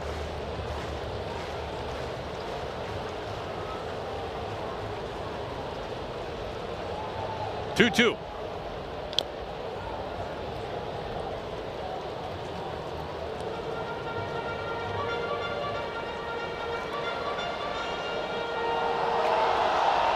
Meanwhile, almost 100 pitches now for Webb. Well, how about this? To Luke Raley, he has thrown 7 straight changeups. To Cal Raleigh, he threw 3 straight changeups to strike him out. But guess what he tried to do to Cole Young? Tried to sneak a sweeper in there, ended up in the seats. Another foul ball. Bullpen is up. Lefty Sam Hinches. Another foul ball. That was another changeup too. This is 8 straight changeups to the left-handed hitter. Like I said, the last 3 to Cal Raleigh, changeups, but to Cole Young, sweeper in the seats.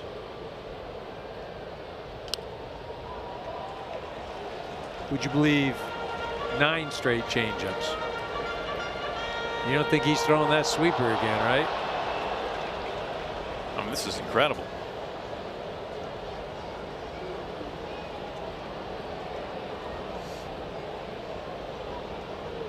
This will be pitch number 10.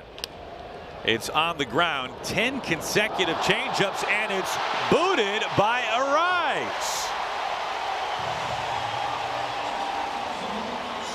It keeps the inning going. Raley looked like, well, that would be easily out number 3. Instead, an error on Arise, and now the Giants will have to go to the bullpen.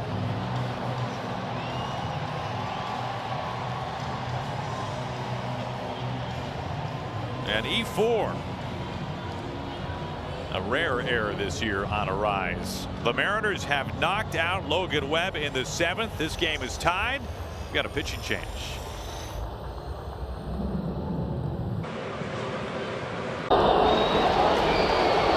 Left on left, Sam Hinches, the new pitcher. Raley taking off right away on the very first pitch, and he's out at second base. Susak to Adames, and Raley cut down Let's see if the Mariners want to challenge this or not. Giants are walking off the field. Raley is waiting to hear, and they will challenge.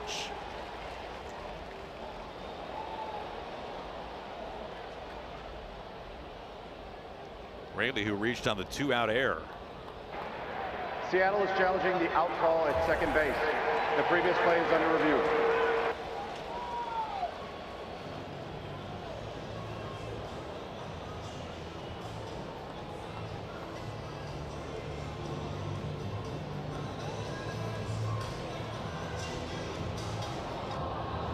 Looks like they got it right. Looks like he got him on the elbow, didn't he? I don't know. I'm going to retire from trying to look at video. I thought the ball was going off the foul pole on the Devers home run. It does look like he got him, doesn't it? I mean, that looks, again, I'm not going to say it because I thought the ball went off the foul pole, but this looks plain as day, like you're out. Oh, that angle there, obviously the bag is blocked by the knee from Adames, but New York can splice a couple of right angles there. together. Like, are we not out there or no? I think we're out. I'm going to go out on a limb, get back in the game here. I'm going to say he's out. Let's see if I can go 50% here.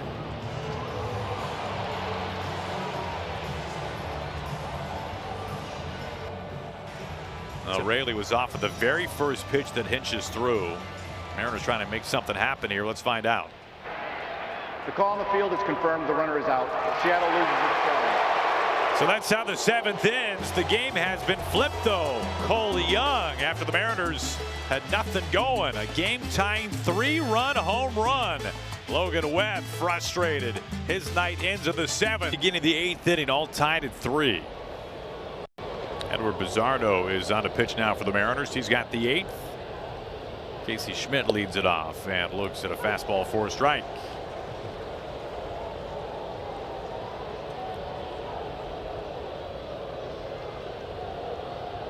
Bizzardo, a sinker, sweeper, slider type guy, but just sinker, sweeper, almost 100% combined.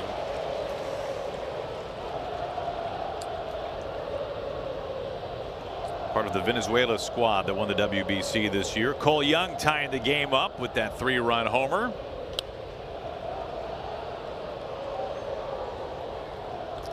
Well, for the Mariners, it's a question of can they start hitting for more power, and or can they start finding more timely hits? And the Mariners got a little bit of both on that home run from Cole Young. Just think how that rally started. A hit by pitch after 0-2, and then Rosarena battled back, and then 4 straight balls to Josh Naylor. So I mean, Logan Webb pitched an unbelievable game, but he is going to be so ticked at himself because, again, hit by pitch, walk. Schmidt into straightaway left field. Rosarena comes in and makes the catch. Then he retired Cal Raleigh on 4 pitches, thinking, all right, I'll be out of this thing. 0-1, sweeper, tie game. Leadoff man retired in front of Rafael Devers. Back in the 6th inning, he hit this ball into the corner, and it was originally ruled foul, and a pretty clear look at it there. When you look at the replay, it's clear as day. It was a fair ball and a home run, his 20th. Giants asked for a crew chief review, and the umpires huddled up and overturned that to a home run. 98 over the plate, and a swing and a miss. Nothing in 2. That was one of 2 home runs in the 6th inning for the Giants. Adames had the other. That made it 3-0 at the time.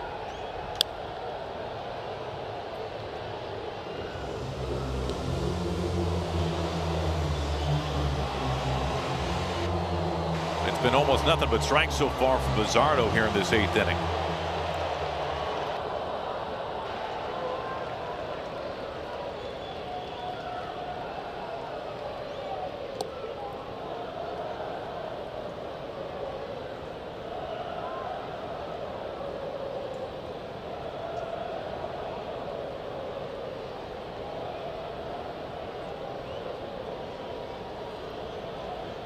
The 1-2.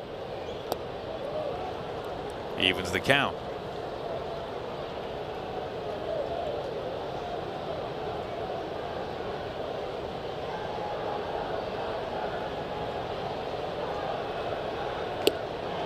is right over the plate at 97 miles an hour. A strikeout looking to Devers.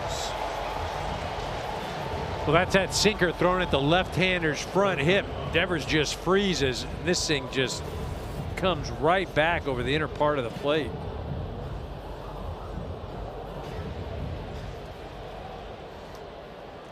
.97 mile an hour just freeze him. Elliot Ramos.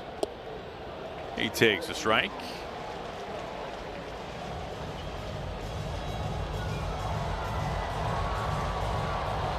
Ramos 0 for 3 has struck out his last 2 at-bats. He shoots this down the line and foul. It's 0-2 fast on him. Well, the ultimate goal of an MLB fan, seeing it all. The MLB Journey to 30 sweepstakes presented by T-Mobile is the ultimate bucket list. Enter now for your chance to win trips to all 30 ballparks. Yes, all 30. Visit MLB.com/journey to 30 sweeps. Ground ball past Pizzardo. Young does not field it cleanly, and there's no play at first base. So a 2-out error here in this 8th inning. So I'm going to say that was much tougher just because of the bag right there. Second base playing a role in this. He's trying to beat the ball before it gets to the bag. Trying to get there. I mean, that's just a tough. Now, it's ruled a base hit. Man, he's living right. He is living right tonight. Home run, 2 balls that big leaguers make. I mean, he's a great defensive second baseman too, and I think he would expect to have made both plays this evening. That's Grant McCray, who you see there pinch running for Ramos with 2 outs. Now, it's been really a breakout defensive season for Cole Young this year. Yeah, he's been elite, but has had some struggles here tonight. So McCray takes a lead. Go ahead run is aboard with 2 outs. Lee at the plate. Because if you are close play over there at first, let's see if the Mariners want to take a look at that. If you're Young on that play there, you're fighting the bag and whether or not the ball will deflect off of second base. Right. So that's. Yeah, that could be a little confused, but that ball hit right in the middle of the glove and popped out. Sure. Now they will challenge this.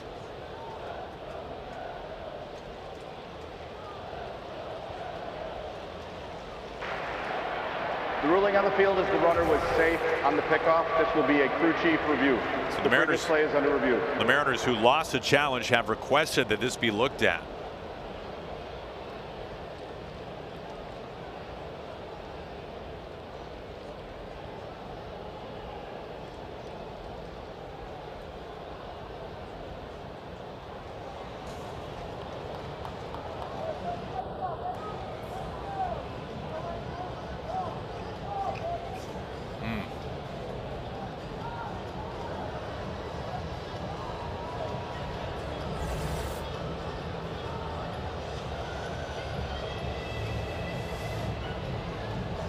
Tony Vitello, Ron Washington looking on.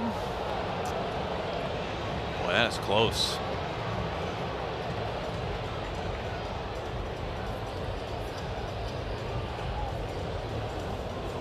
That time in between right now before the decision is made.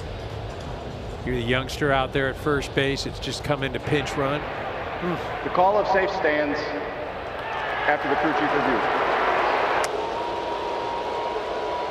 McCray is safe. Breathing a little easier, has a smile now, right?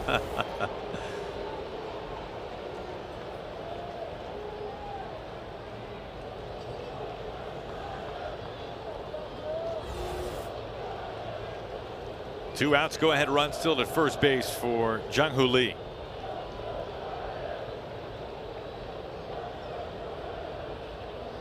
A pitch out, you don't see that too often. Cal Raleigh was ready. I like that there. I thought McCray was going to go. Just after all that, he was going to just. Cal thinking the same thing.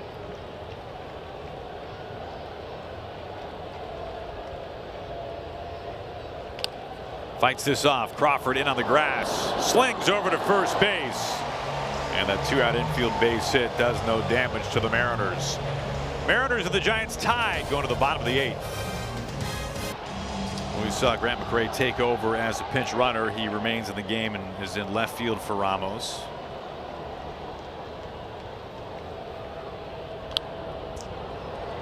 Emerson pops up the first pitch that he sees. And Casey Schmidt right there in foul ground, and a quick out number 1 to start the bottom of the 8th. All tied at 3 thanks to Cole Young's game-tying 3-run blast on the 7th.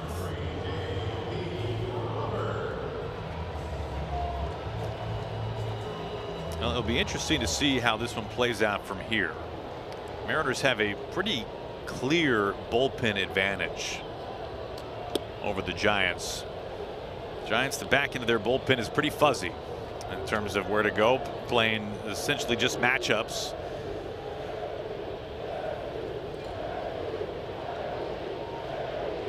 Hinch is one of 2 lefties for them. Yeah, they certainly don't have anybody that Tony Vitello can just go to, somebody that's been experienced and that has grabbed the job, and it's been a learning experience for Tony, just trying to figure out what guy can handle what role, and he's still getting used to that.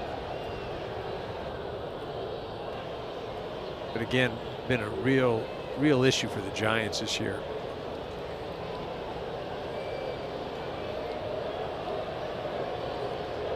The 1-2 off the plate. Hinch has missed all of last year. He was recovering from not only left shoulder surgery that came in November of 24, but then knee surgery that came in the summer of last season.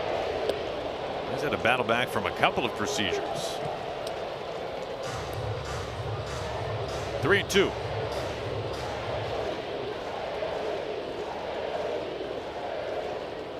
Walks have been a problem for him, and that shows up here. A 1-out walk.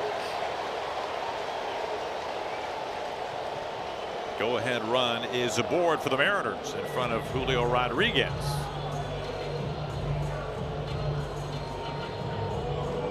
This sure would be a nice return, right? Just validate the I don't need a minor league rehab.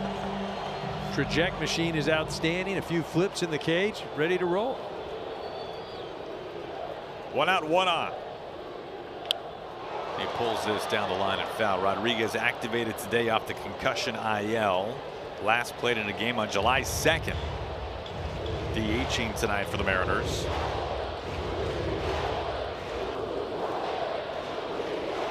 Batting with the go-ahead run aboard in the 8th inning. Fastball up and away, 0-2.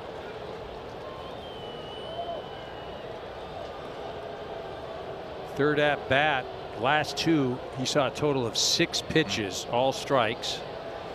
First 2 in this at bat, strikes. Plays off the breaking ball.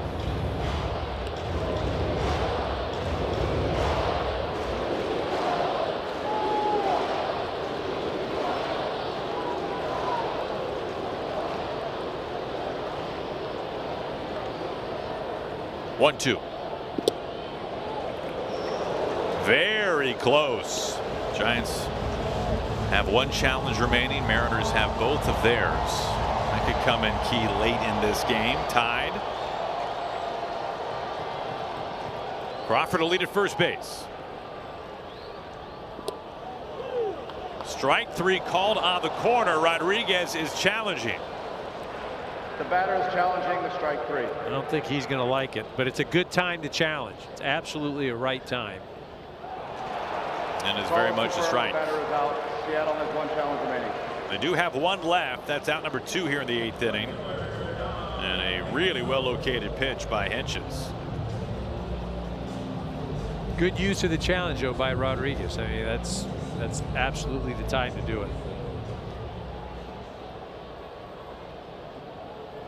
2 outs, Crawford aboard still. Here is Canzone.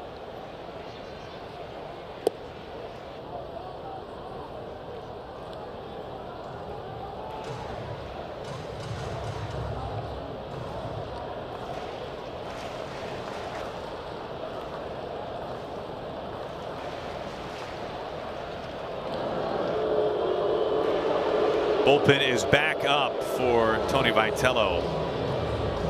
Keaton Winn getting loose. That big 96, 97 mile an hour fastball. Right-handed bat of Arozarena due up next. Good take up and away from Canzona. Near miss. That time from Hinches. 2-0. There is Arozarena, the All-Star. Go ahead run is aboard. 2 outs.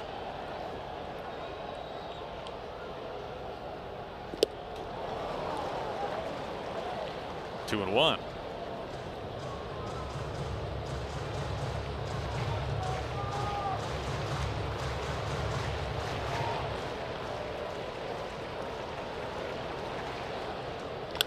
On the ground, and it sneaks into center field. Crawford makes the turn, and the Mariners have him parked on the corners with 2 outs in the bottom of the 8th inning. Canzone with a knock.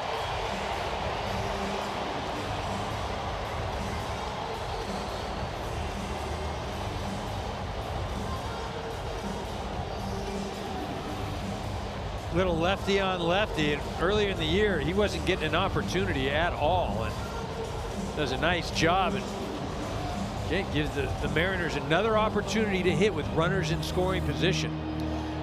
Vitello will indeed go to the bullpen and call on the right-handed Keaton Winn. Arozarena due up next. Go ahead run 90 feet away.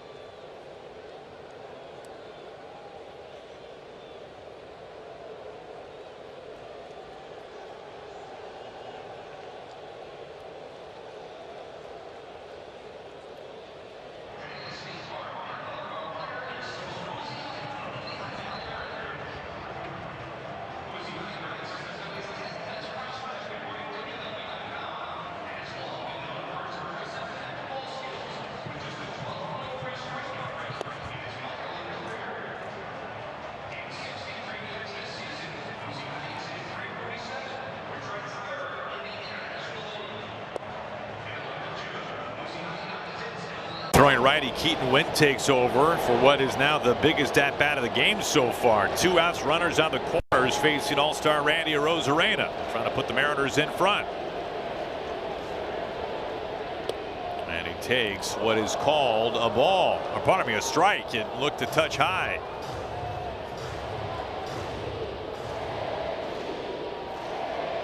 Go ahead run Crawford at third.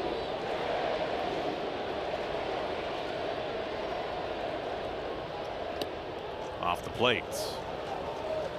Winn coming off the injured list earlier this month, missed about 25 games because of an elbow issue, a strain.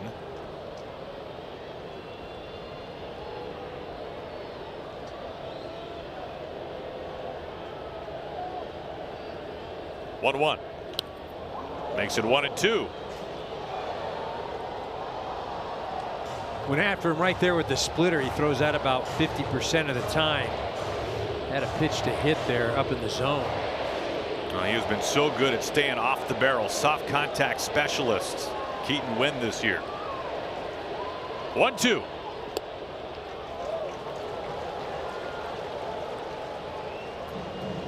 Arozarena, big deep breath. Can the Mariners find that clutch base hit again?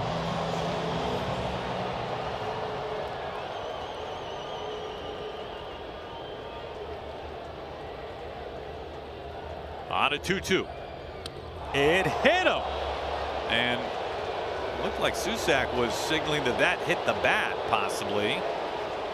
We'll see what the Giants, if they want to take a look at this or not. But Arozarena's hit for the second straight plate appearance. No challenge coming from the dugout.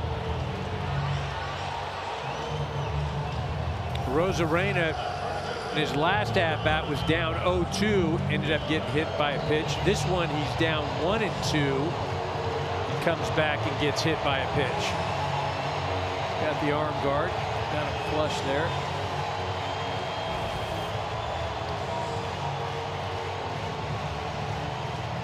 No worse for the wear. Just a message. Pitching coach for the Giants out to pay a visit. High leverage spot here. Bags packed, 2 outs, tied, 8th inning.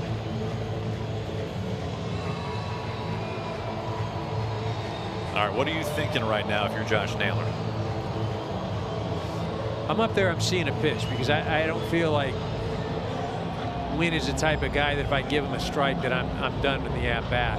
I'm going to make him work. But what's interesting though is Naylor, first at bat just saw 2 strikes, done. Second at bat saw 2 strikes, done. Third at bat saw 4 balls. So he hasn't worked the count at all as far as balls and strikes. This place is on its feet here. Bases loaded, 2 away, all tied. First pitch to Naylor. Goes after it and fouls it away for strike 1. There's that splitter you were talking about.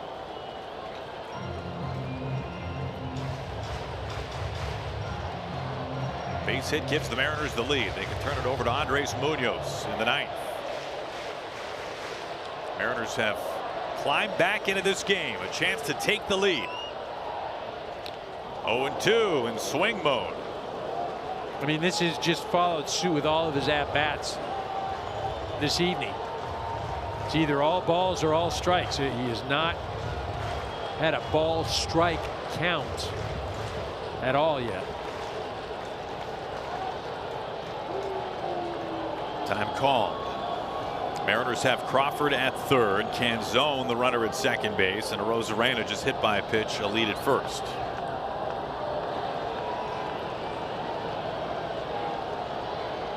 Next pitch to Naylor. 1-2.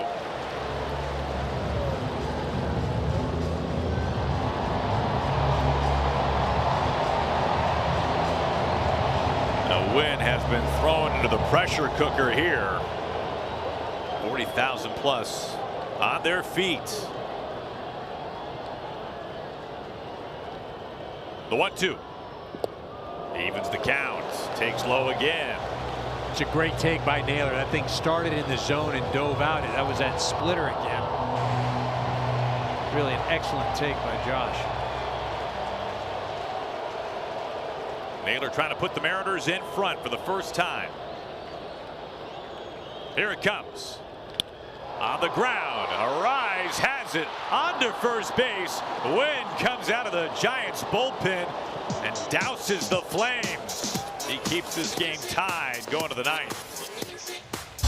A grand slam to blow it open and help seal a win in game 1 for the Giants. And then today, opposite field shot off of Brian Wu. That made it 3-0 in favor of San Francisco. It has since been tied by the Mariners.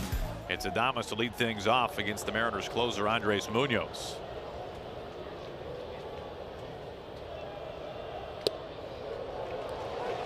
First pitch fastball strike. See those numbers. ERA inflated there, but not really indicative of most of the year that he's had. 99 off the plate. It has been kind of an up and down roller coaster season in some ways for Andres Munoz. One thing that has been a trend recently, the velocity. Look, first 27 games this year, he had all of 12 pitches reach triple digits, and ERA pushing 6. In his last 10 outings, 57 pitches at 100. And you can add one more, and a challenge coming here. Mariners have one left. Previous pitch is a ball. The catcher has challenged. Cal Raleigh wants to end this at bat, and he will. Call's overturned. The batter is out. Seattle retains 1 challenge. So right on cue, 100 miles an hour, and it's strike 3. He didn't mess around. He went with 3 straight 4-seamers. Again, if you're a giant hitter, you're aware that that slider is about 50% of the time. Drew Gilbert. 100 on the outer black for a strike. He's certainly throwing the fastball more and throwing it significantly better.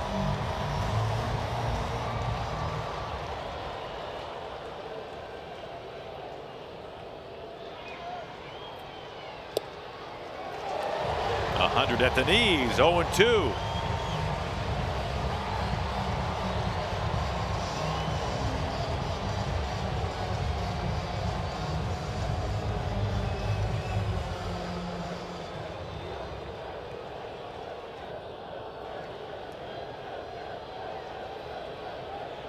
Here it is for Munoz.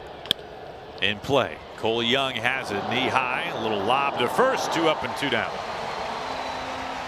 Saturday night is baseball night in America on Fox. Next week, some of the biggest superstars take center stage. Shohei and the Red Hot Dodgers take on Juan Soto and the Mets. Others will see the Mariners take on the Rangers in a big race in the AL West. Baseball night in America next Saturday, 7 p.m. Eastern on Fox. Mariners right now 2 games outside of first place before that series next weekend in Arlington.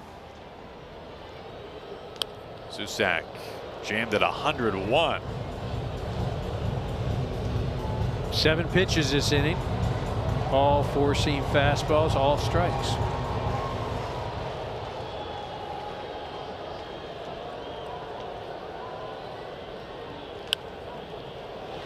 First slider of the day. 0-2.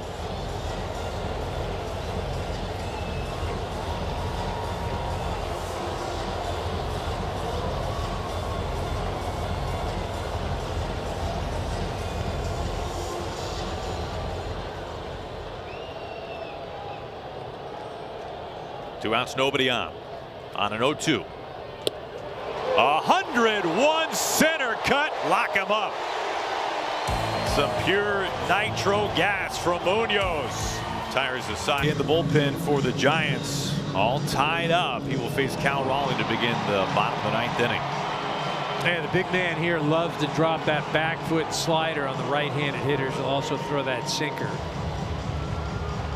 Not afraid to rush it up there a little bit either. Well, he talked about how this bullpen for Tony Vitello, as he referred to it, is a little bit of a game of Tetris right now. For Miller, this is only the 3rd time he's pitched in the 9th inning this year in a tied game or with the lead. Cal Raleigh goes after the first pitch at 96 and fouls it off for strike 1.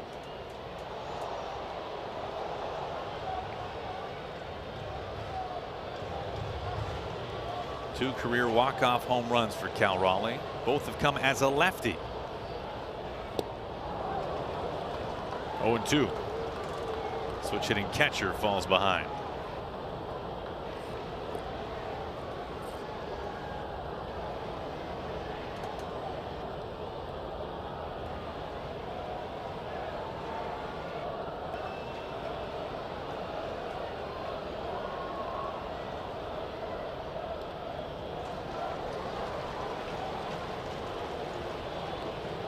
A run wins it for the Mariners. They were able to tie it up in the 7th on the Cole Young 3-run homer.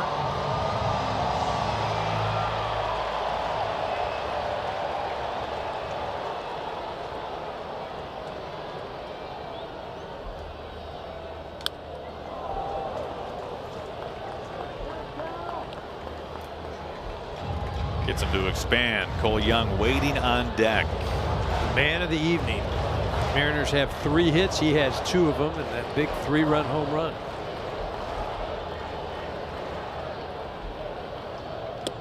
Swing and a miss. Chase it high. Been a pretty big strike zone for Cal Raleigh tonight, both down and up. Well, what else can Cole Young do? We take you back to the 7th inning. 2 outs, 2 on. Mariners down 3-0 until this swing for the Mariners second baseman.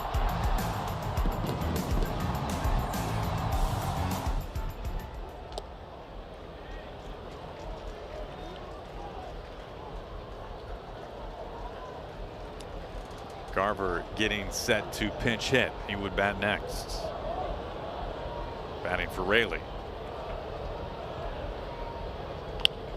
A squibber on the ground. Arrives, fields it cleanly, and 2 outs.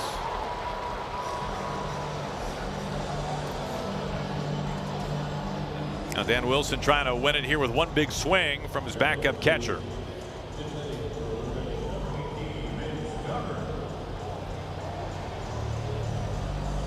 Susac go out and have a discussion with the youngster Miller. And Garver has power as much as anybody. Only 4 home runs this year, but he can put one in the seats with the best of them.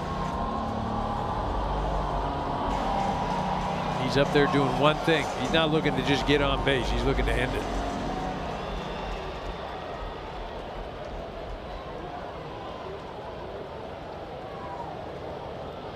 Two outs, nobody on, all tied in the home ninth.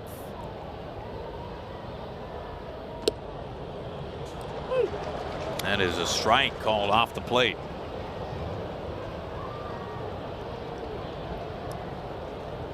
Batting for Raley.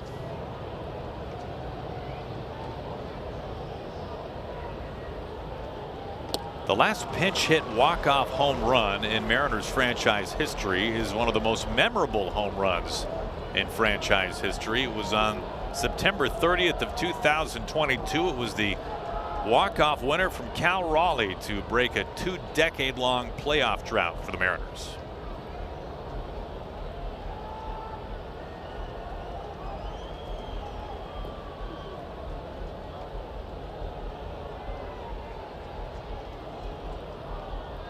Oh, 2. You know, if that happened today for Seattle, it wouldn't have quite the same significance of breaking quite long of a drought, but it would still feel pretty good based on what this Mariners ball club has been going through recently. Last 2 months, it maybe felt like 2 decades. The 1-2 takes high. Count evens. Staying away with the hard stuff, and then that slider is well in off the plate, just trying to stay away from the big part of the strike zone. A wave and a miss. Miller out of the bullpen. A 1-2-3 ninth, and he has sent us to extra innings.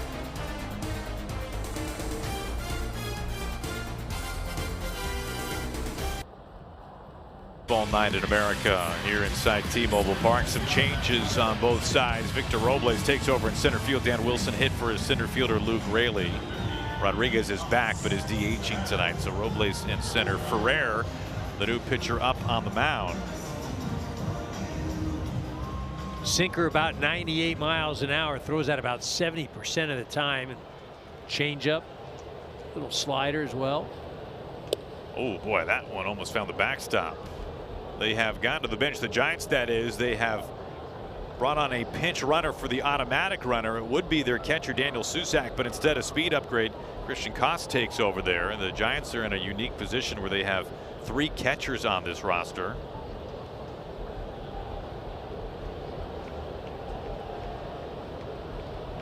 Probably helps make that decision a little bit easier.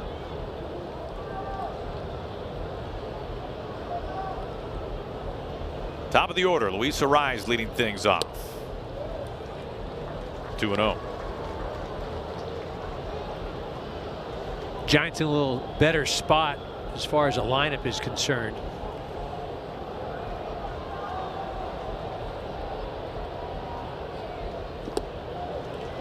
Missing on the first 3 pitches. 3-0 to Arraez.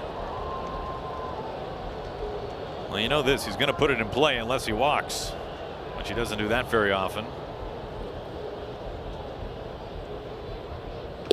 Taking center cut. 3-1.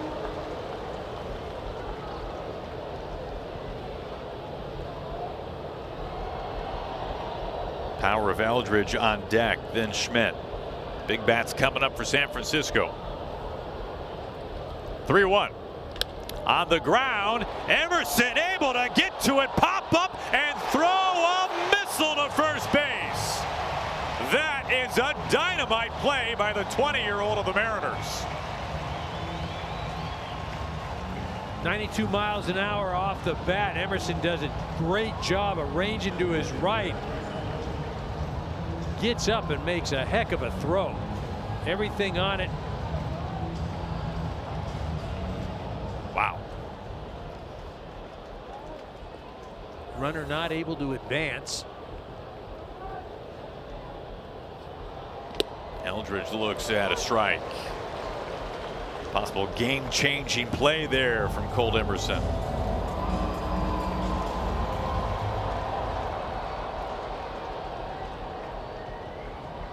Wu getting the start tonight.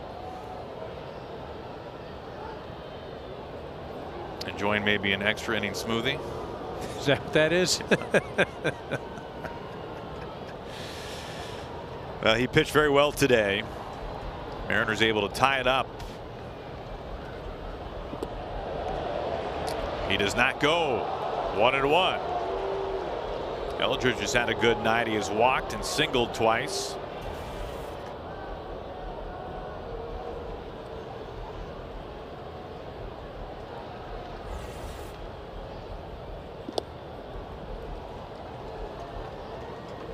Two and one.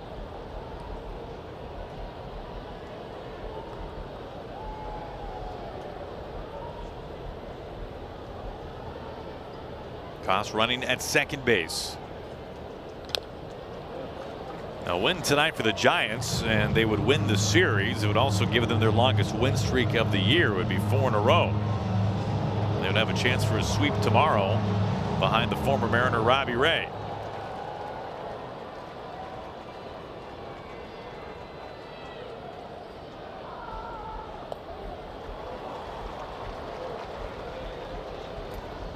A lot of misses that side for Ferrer.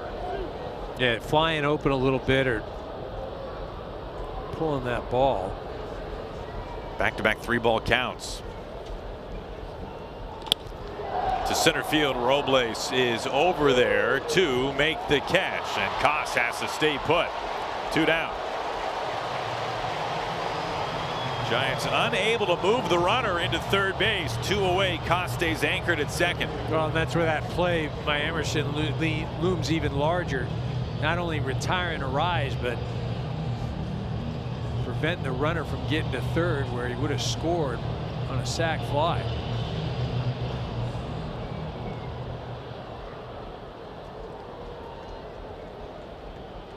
And they will elect to put Schmidt on.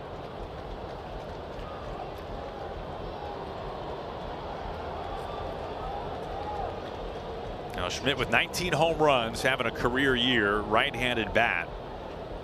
They put him aboard at first base and set up the left-on-left here with Devers. Now granted, a Devers who's been hot over the last month or so,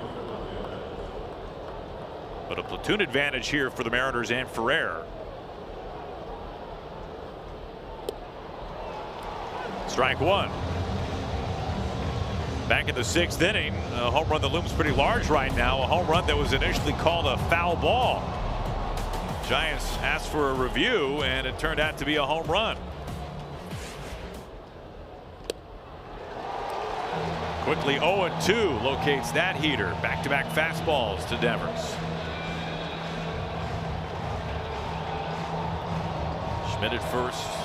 Koss, the runner at second base. All tied in the 10th. 2 outs.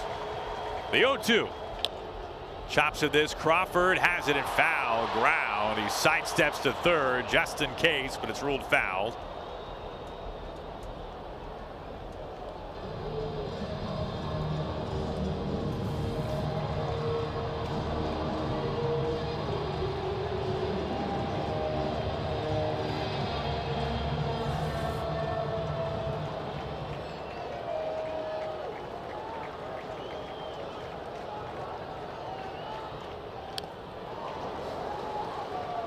Almost triple digits. Gets a piece to stay alive.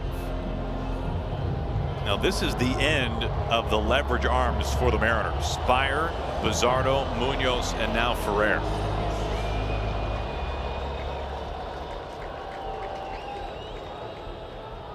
He struck him out. Vicious slider. The intentional walk pays off. He strikes out Devers and strands 2 to the bottom of the 10th, all tied. Pinch ran for Susac, the automatic runner, to begin the top half of the inning. All tied here in the bottom. And we've got a timer violation right away on the new pitcher for the Giants, Dylan Smith. Victor Robles, who began the game on the bench, he's the automatic runner. So good speed for the Mariners, representing the winning run. And Tony Vitello is out there. He wants to know exactly what happened here.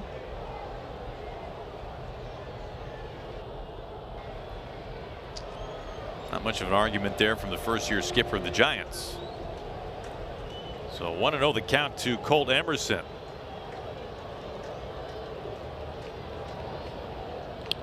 Bunt back to the mound. A look over to the runner, instead a throw to first base, and Emerson does his job with the top of the order coming up. They will not take a hit to win this game for Seattle. Winning run 90 feet away.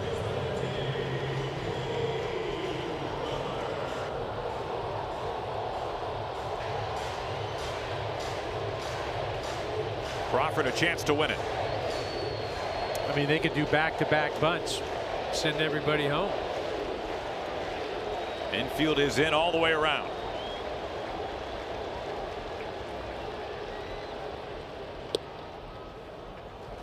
Good pitch on the corner, down and away. It is ruled a ball.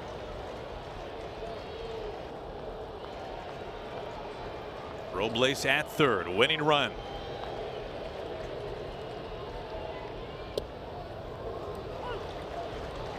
Dylan Smith, a very young pitcher. First-year Giant. Only his 22nd career game.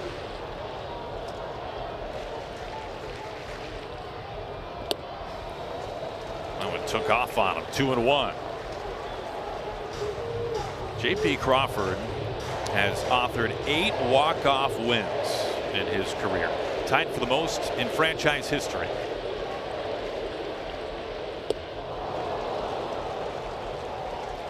Tied with former Mariner and brief-time Giant Mitch Haniger. Cole Young tied it in the 7th. And Crawford and company win it in the 10th.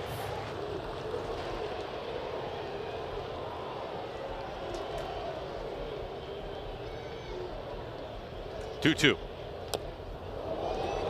Shot back to Rodriguez on deck. Still 2 balls and 2 strikes.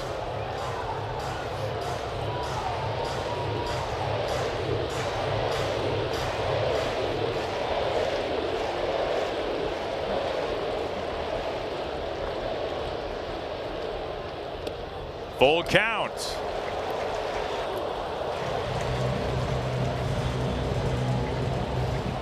I mean, if I'm Smith right here, I'm not giving him anything good to hit. I'm going off the plate and seeing if he's too aggressive. Smart. Well, he does not bite on it, and J.P. Crawford draws the walk, and the Mariners have him on the corners with 1 away.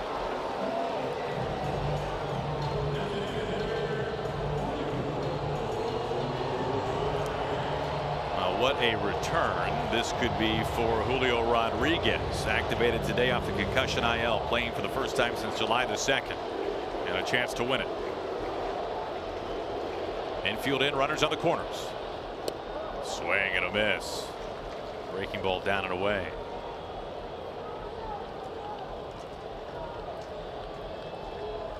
Rodriguez 0 for 4 so far.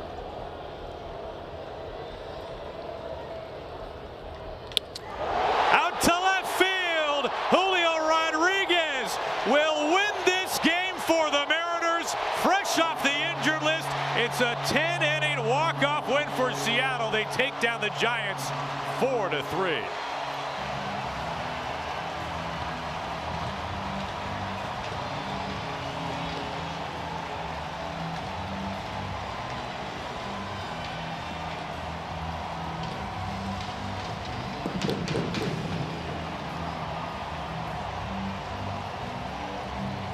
A Mariners team that looked absolutely lost at the plate for much of this game. Well, nothing threatening, and they win it. They score 4 unanswered and take it in extras. Yeah, they really did. And Logan Webb had pitched a great ball game, but that 7th inning was all Mariners. Hit by pitch, a walk, and then Cole Young hits an 0-1 pitch into the seats and absolutely just recharged this ball club, this fan group, the stadium, the second half, because I'm telling you, did not look good after last night. But now the Mariners showing some life, and now they need to carry it into tomorrow. 7 walk-off wins for the Mariners this year, tied for the most in the league alongside the Chicago White Sox. Second in the career of Julio Rodriguez. A sac fly to left field, scoring Victor Robles, and the Mariners win it in 10, 4-3. We're back to wrap things up from T-Mobile Park in just a moment.